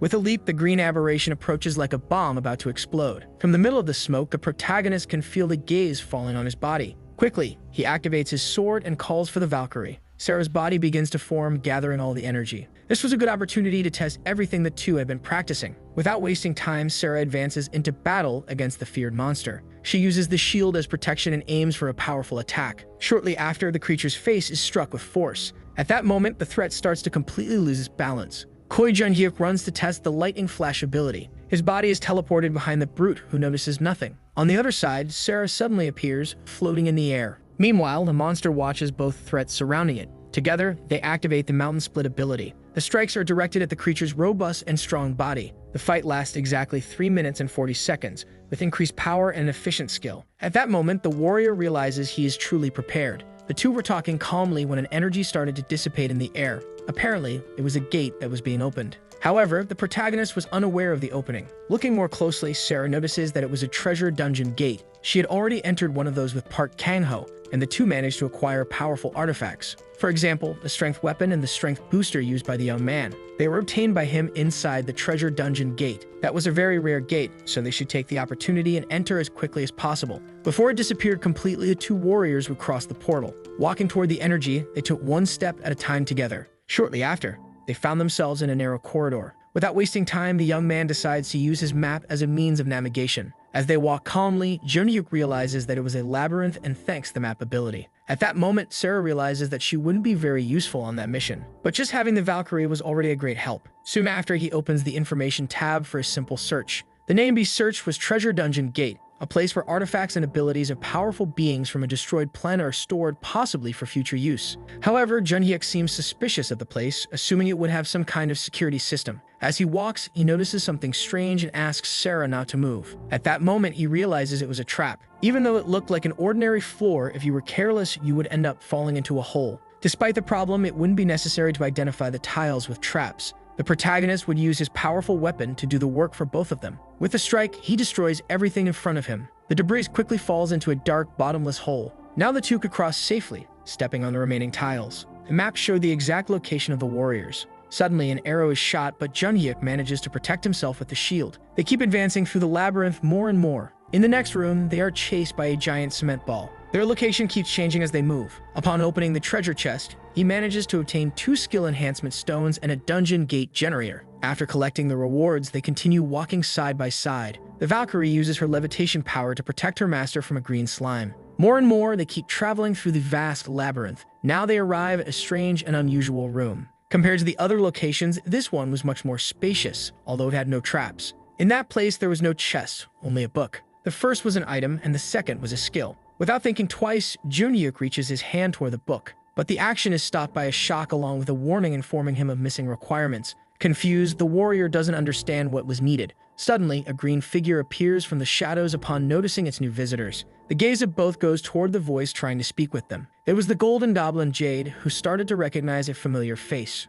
Shocked, Sarah realizes that she knows the goblin from the past. Jade states that the Valkyrie was with a previous user during the last visit. Choi Jun-hyuk asks if he could obtain the book if he killed the golden goblin. But the creature laughs and explains that it could not offer any reward even with its death. The hero's objective was only to leave the labyrinth with that book in hand, and the process was quite simple. Permission would be granted by the goblin, and then he could take the desired reward. His mission was to assist the second original user of the system so that he could evolve as quickly as possible. Confused, the hero doesn't understand how the creature knew so much information. With a smile, it explains that anyone could enter that dungeon, but only the second user could meet it. At that moment, he starts to realize that he wasn't talking to an ordinary goblin. The green figure was created by the previous master using the power of creation being comparable to a system. Upon hearing the mention of the power of creation, Choi Jun-hyuk becomes increasingly curious about the secrets. However, those questions couldn't be answered since it was something he had to discover on his own. Changing the subject, he returns to the request for permission to access the book. But before that, the creature starts to grab something from its clothes. Before opening the treasure, he would have 2 options. Soon after, the golden goblin appears with 2 bags, one in each hand. The first option is to choose 2 out of 5 legendary skills. The second option was to choose one of the three main abilities used by the previous user. At that moment, Choi Jun-hyuk realizes that he could possibly choose Park Kang-ho's abilities. Due to the transfer between users being complete, those benefits were entirely possible. With worry on her face, Sarah informs that Park Kang-ho did not trust the Golden Goblin. That's why she asks her new master not to fall into a trap by placing too much trust in the creature. Without realizing it, something very strange was happening. Everything was silent inside that giant room. Noticing the hesitation, the goblin suggests that he choose the legendary abilities. Nervous, Jun-hyuk asks if the previous user took advantage of those benefits. The goblin explains that Park Kang-ho used the system through his own power, receiving no benefits. Additionally, the boy wanted to know what the conditions were to activate the treasure. The requirement to activate the treasure dungeon gate is the second awakening of the second original user of the system. At that moment, he calculates why Kichul never mentioned anything about it, since he died before the second awakening. With a smile on its face, the creature asks if there are any other doubts. Now it tries to make the young man make his choice. On one side, two legendary abilities, and on the other, one of Park Kang-ho's previous abilities. But the boy was certain of what he wanted, without further deliberation. In the end, he firmly pointed to the bag with the abilities of the previous user. Even so, the goblin is confused by that decision since it wanted him to choose the other bag. To it, one of Park Kang-ho's abilities was already much more important than the other option. Despite everything, the goblin had no bigger problems regarding his choice. Now it could show the list of abilities. Shortly after, the book begins to move its pages, filled with energy. When opening the system, Jun-hyuk seems confused by his choice. The ability Descent of the Giant was related to body transformation, requiring a crystal record. Through research, he discovers that he could grow in size and power, reaching the strength level of a monster. With the appropriate crystal records, 8 people could be enhanced. All of them needed to be completely trustworthy to become comparable to a creature. That way, the team would be able to destroy the monster due to their enormous size. Without showing happiness, the boy realizes he has acquired something very useful.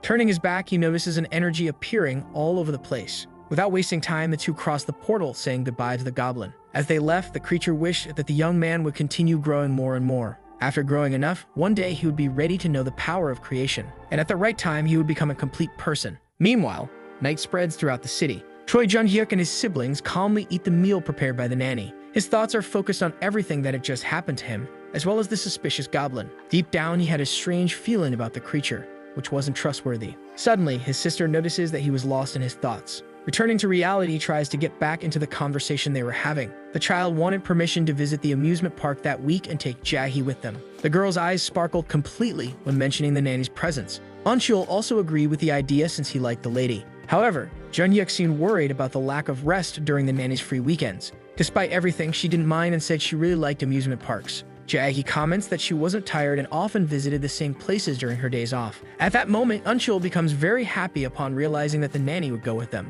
The children had a certain affection for the employee who gave them a lot of attention. Outside, everything was peaceful and the office lights were still on. Meanwhile, an old man was calmly playing golf beside his son. That was the president of the Mayre group, Kim Do-seon. Apprehensive, he gives tips to his son, who was in charge of the guild creation project. Shortly after, he hits the golf ball. However, the object goes straight and doesn't reach the hole. Despite the late hour, the boy needed some kind of help from his father. Suspicious, he didn't believe that his son was lost in his plans. The executive explains that the person he was trying to recruit belonged to the association. The man continues his game, realizing that his son was planning to recruit an irregular. Kim Do-seong says that it is wiser to carefully assess the capabilities and ask for help than to move forward recklessly. The biggest obstacle in recruiting Choi Jun-hyuk was the contract with the association. At that moment, the old man realizes that it would be necessary to meet with the president for a lunch. Raising the golf club, he threatens his son, saying he must do whatever is necessary not to fail the mission. If that happens, he should step down from his position immediately. In the Seoul Jamsil Joy World area, children and adults seem to be enjoying the rides. Jae walks around holding the hands of Yeonjung and Yeonchul. Beside them, Choi Jun-hyuk also appears to join in the fun. His younger brother seems very excited about the chance to enjoy the amusement park rides. Curious, the nanny asks which attraction he would like to visit first. With eyes sparkling with excitement, he says they should go to the roller coaster first. Meanwhile, the girl keeps observing every part of the park attentively. Thinking for a moment, she replies that she would like to go on the Viking ship ride. Finally, Jaddy turns to ask which ride Jun-hyuk would like to visit. Not knowing what to answer, he just blurts out the gyro drop almost immediately. At that moment, Eunchul gives up on the roller coaster to ride the gyro drop with his older brother. However, they didn't need to worry since they would go on all the rides they wanted. Hearing that, the boy becomes very happy with the possibility of enjoying the whole day. Worried, the nanny asks if the hunter wasn't pushing himself too hard. But he knew he had been away from his siblings for a long time, focused only on work, and was happy with the situation. Suddenly, the two noticed the approach of some men dressed in suits. Not understanding what was happening, the protagonist shows a confused expression. That abundance of bodyguards should represent the presence of an important person. Immediately, Jaggi starts observing the figure and recognizes him. It was Lee Byung-hoon, the eldest son of the Shinseong group ranked #1 in Korea's business world. Now the protagonist understands how important that person was. That's when he starts to realize the face was familiar. That was the man who would completely shake Korea in the future. Meanwhile, the giant bear was receiving information about the target. Its mission was to enter the park and eliminate the target, his son, and the 5 bodyguards. While people acted normally, the bear tried not to look suspicious and observed possible threats. Choi Jun-hyuk runs to buy 4 tickets for 2 adults and 2 children. The park was huge, with massive rides and elaborately designed attractions. On the roller coaster, the children were having an absolute blast. Meanwhile, the adults were filled with fear and couldn't relax. The next ride was the Viking ship, a gigantic and fun structure. Once again, the children were loving the ride, enjoying every attraction. At that moment, the protagonist felt like his energy was being completely drained. Now they were heading to the next attraction, something completely different, like an elevator ride. Yoonjung and Euncheol were very happy with everything that was happening that day and couldn't hide it. But the adults were suffering with those rides, looking scared of everything. People continued enjoying the park, walking in all directions. They decided to take a break to eat something delicious and continue the tour. The chicken and churros looked delicious, and they were eager to eat. Jae ordered the food she knew the two loved. Meanwhile, the older brother tried to rest a little because he was extremely tired. Shortly after, he notices the absence of the bodyguards who were protecting the important people. The man sits on a bench to read a newspaper beside the child, who seemed curious about the surroundings. Apparently, his father wasn't paying any attention to the boy. Choi Jun-hyuk becomes irritated, realizing that the bodyguards were right next to him, making this situation a bit uncomfortable. Suddenly, he notices something strange and starts sensing tension in the air. Confused, he turns his head to observe more closely. Euncheol was enjoying a delicious churro in front of him. In the food court, everything seemed calm with no apparent threat. The bear and cat disguises were no longer being used. From the top of a building, 2 people were watching everything with binoculars. They wanted to know if the investigation had been done correctly. At that moment, they noticed that the person sitting next to the target was the irregular Choi Jun-hyuk. But apparently, his partner was unaware of the power that Hunter possessed. That indeed was an unexpected variable that could disrupt all of their plans. Even so, he didn't seem to have any relation to the target. His partner asks if they should change the plans or alter anything in the operation. Despite everything, nothing could be undone, but they should be prepared for any threat. Quickly, the information is passed on with the order to pay attention to yellow and blue, leaving green with the bodyguards. In the end, black and purple would be responsible for eliminating the target without further problems. Euncheol seemed very happy with his food since the boy loved eating chicken. Suddenly, he notices something strange beside him. He was a lonely boy, probably the same age. The boy was sitting at a table completely alone and without friends. Euncheol starts looking at the boy, waiting for some reaction. Shortly after, the boy silently returns the look. Quickly, he extends his hand and offers some chicken, saying it was really crispy. Normally, he would eat it alone, but he was willing to share. Suspicious, the boy seems reluctant to accept the chicken. Sensing a possible threat, the bodyguards interfere in the conversation. With a warning, the man informs that it was forbidden to offer food to the young master and even to talk to him. Embarrassed, the child apologizes for the intrusion. Noticing that the bodyguards were scolding his brother, Jun-hyuk stands up from the table. Impatient, he couldn't believe that those men in suits had the audacity to scare children. However, one of them didn't like the tone used by the man, which seemed a bit informal. Quickly, the executive asks the bodyguard to understand that this was a normal situation. Lee Byung-hoo introduces himself and apologizes for his security team. Choi Jun-hyuk greets him, realizing that he wasn't part of the Awakened. Calling his son, he asks Sang-woo to say hello to those people. Obeying his father's order, the boy bows respectfully. Euncheol asks the master if the boy could sit and eat some chicken with them. With a slight smile, the man promptly accepts the offer. At that moment, the protagonist realizes that everyone seemed very friendly. The children sit at the table with the nanny and start sharing the food. On the other side, Lee Byung-hoo says that his son had a balanced diet and couldn't eat junk food often. Once a month, he invited chefs directly from the United States and China to cook for the boy. Realizing how rich and powerful those people were, the hero just gives a slight smile. He spits out his drink when he realizes the man thought he was his wife and the children were his kids.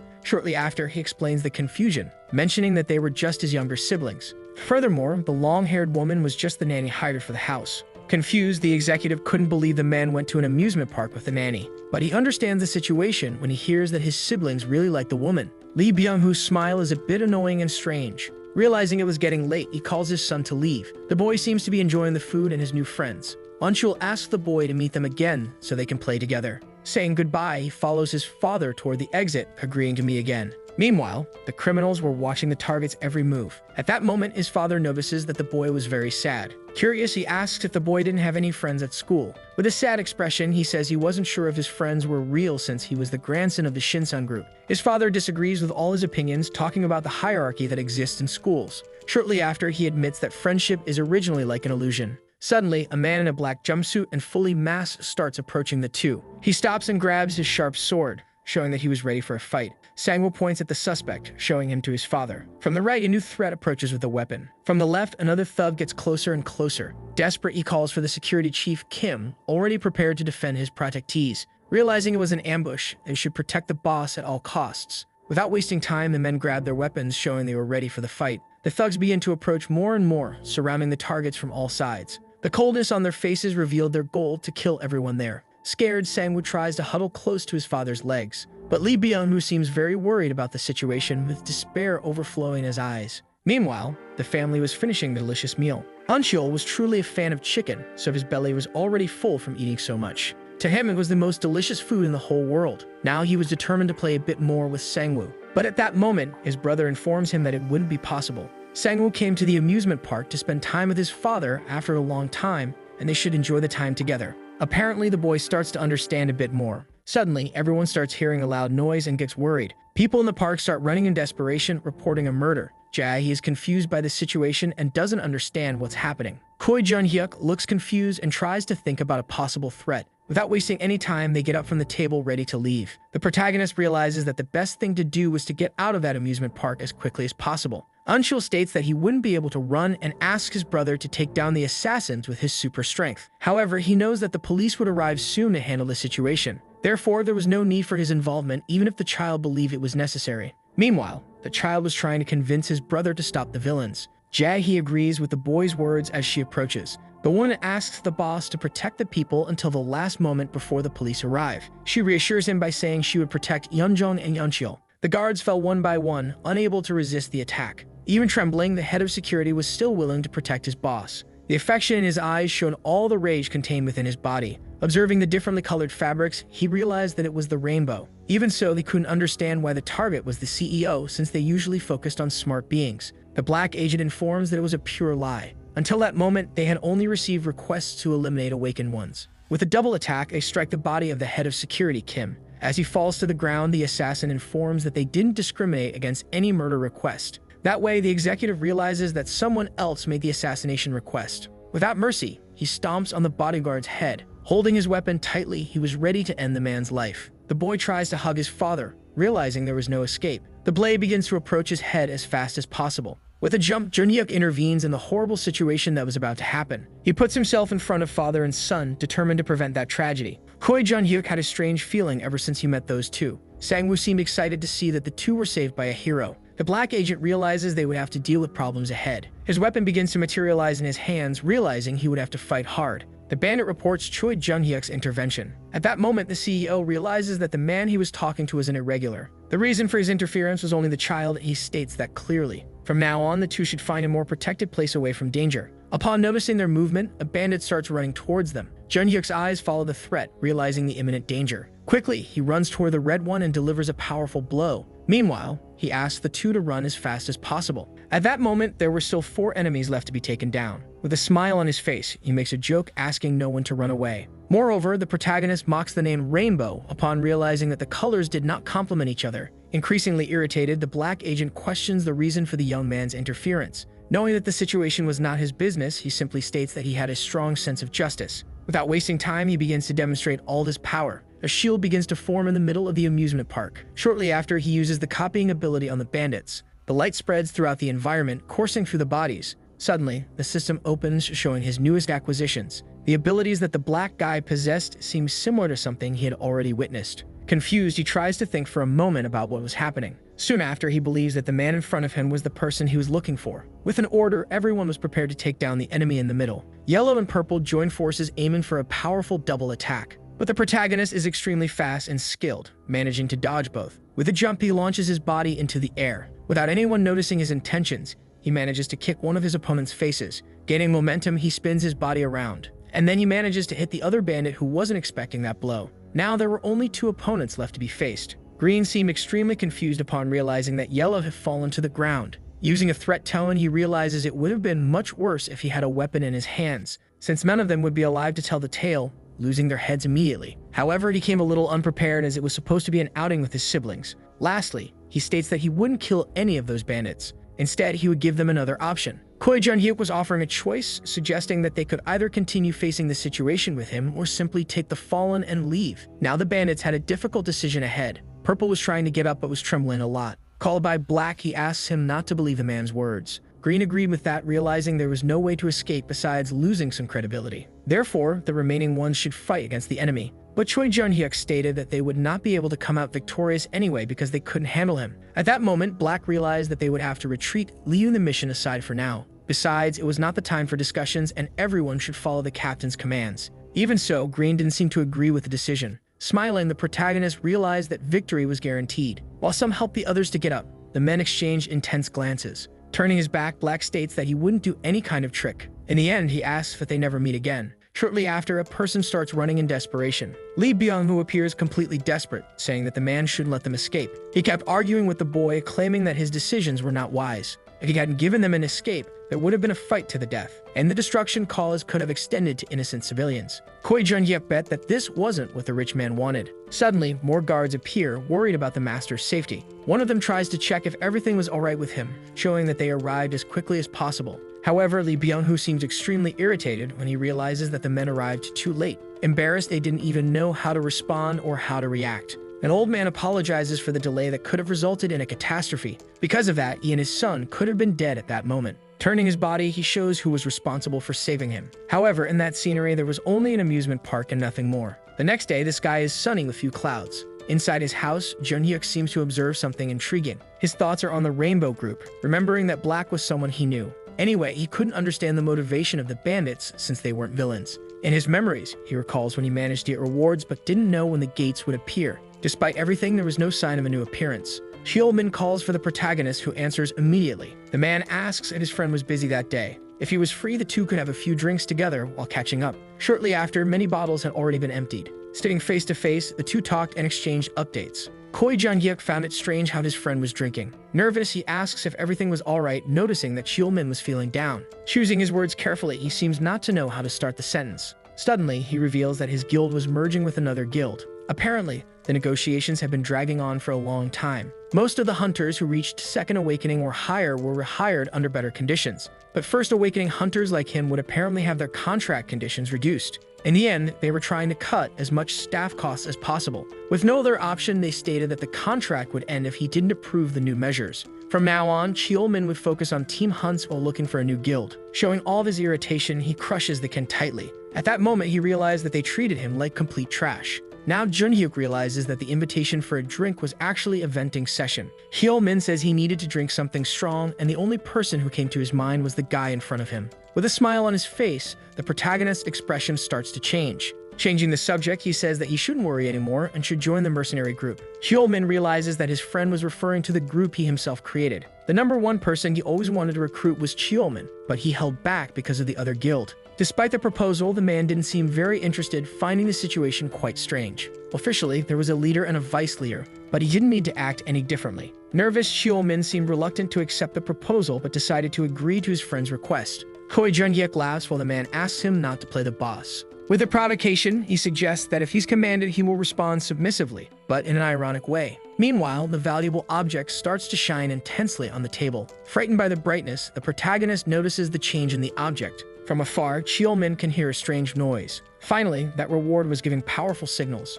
Apparently, a gate has just appeared in the surroundings. Observing the system, he realizes it's actually 3 dungeons of different ranks. In 3 days, those 3 dungeons would be activated. And if he wanted to use just one now, there would still be 2 left. Without wasting time, he calls for the Valkyrie, who responds to her master immediately. With F, E, and D rankings, he questions which would be the best option, but all have an easy level. In the end, he realizes that he would be able to clear any of the dungeons satisfactorily. Sarah suggests creating a situation where 2 First Awakening individuals should play an active role. With determination, he decides it would be better to go for the highest rank since it offers slightly better rewards. Meanwhile, Cheol-min seems to believe his friend is completely drunk for talking to himself. Making the call, he tries to speak with Chang-soo on the other end of the line. Without wasting time, he calls his subordinate to the office, warning about the important situation. Everything around seemed calm and peaceful without major problems. Chang-Su had just arrived at the office, ready to receive the news. The boss comments that Sheolmin would be part of the mercenary group from today on. Both seemed excited and satisfied, realizing they would be co-workers.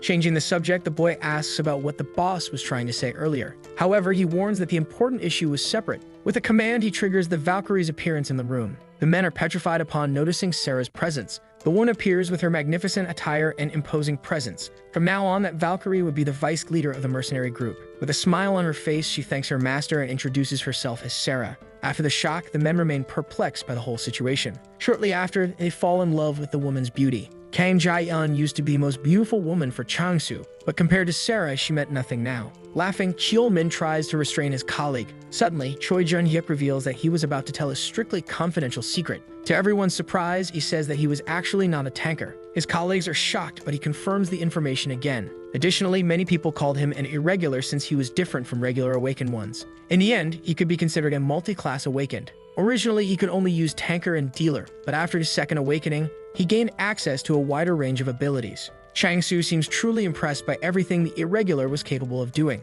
Sheolmin tries to calm the boy, eager to hear the rest of the explanation. That information was being shared because he wanted to visit a place with them. Since it was family at that moment, he believed it would be more satisfying for everyone to grow together. Not understanding his goal, Chang-Su asks where they were going. Opening the system, something starts to appear in the room. The group's destination would be the Rank D dungeon. Without wasting time, the protagonist chooses the portal. A red light can be seen throughout the room. Desperate, the two seem unable to understand everything that was happening. The energy begins to spread through the environment, creating a portal. Choi Jun-hyuk explains that this was a dungeon gate. The first to enter would be the hero, followed by his two subordinates. The two couldn't believe everything they were seeing, looking increasingly confused. Desperately, they asked the boss to come back and explain things more calmly. Sheolmin feels sweat running down his face, getting more and more nervous. Meanwhile, Jun-hyuk and Sarah have already crossed the portal, entering the dungeon. The system confirms that the second original user has entered the dungeon, resulting in a considerable increase in rewards. Noticing that her master was not familiar with the Red Orcs, the Valkyrie begins a brief explanation. The race of Red Orcs were monsters that existed in Sarah's world, and during the war with the demon, they were the worst creatures. Furthermore, they might not pose much of a threat to her lord, but everyone around or associated should be extremely cautious. So the video ends here. If you don't want to miss the next part, activate the notification bell, and see you next time on Tob's channel.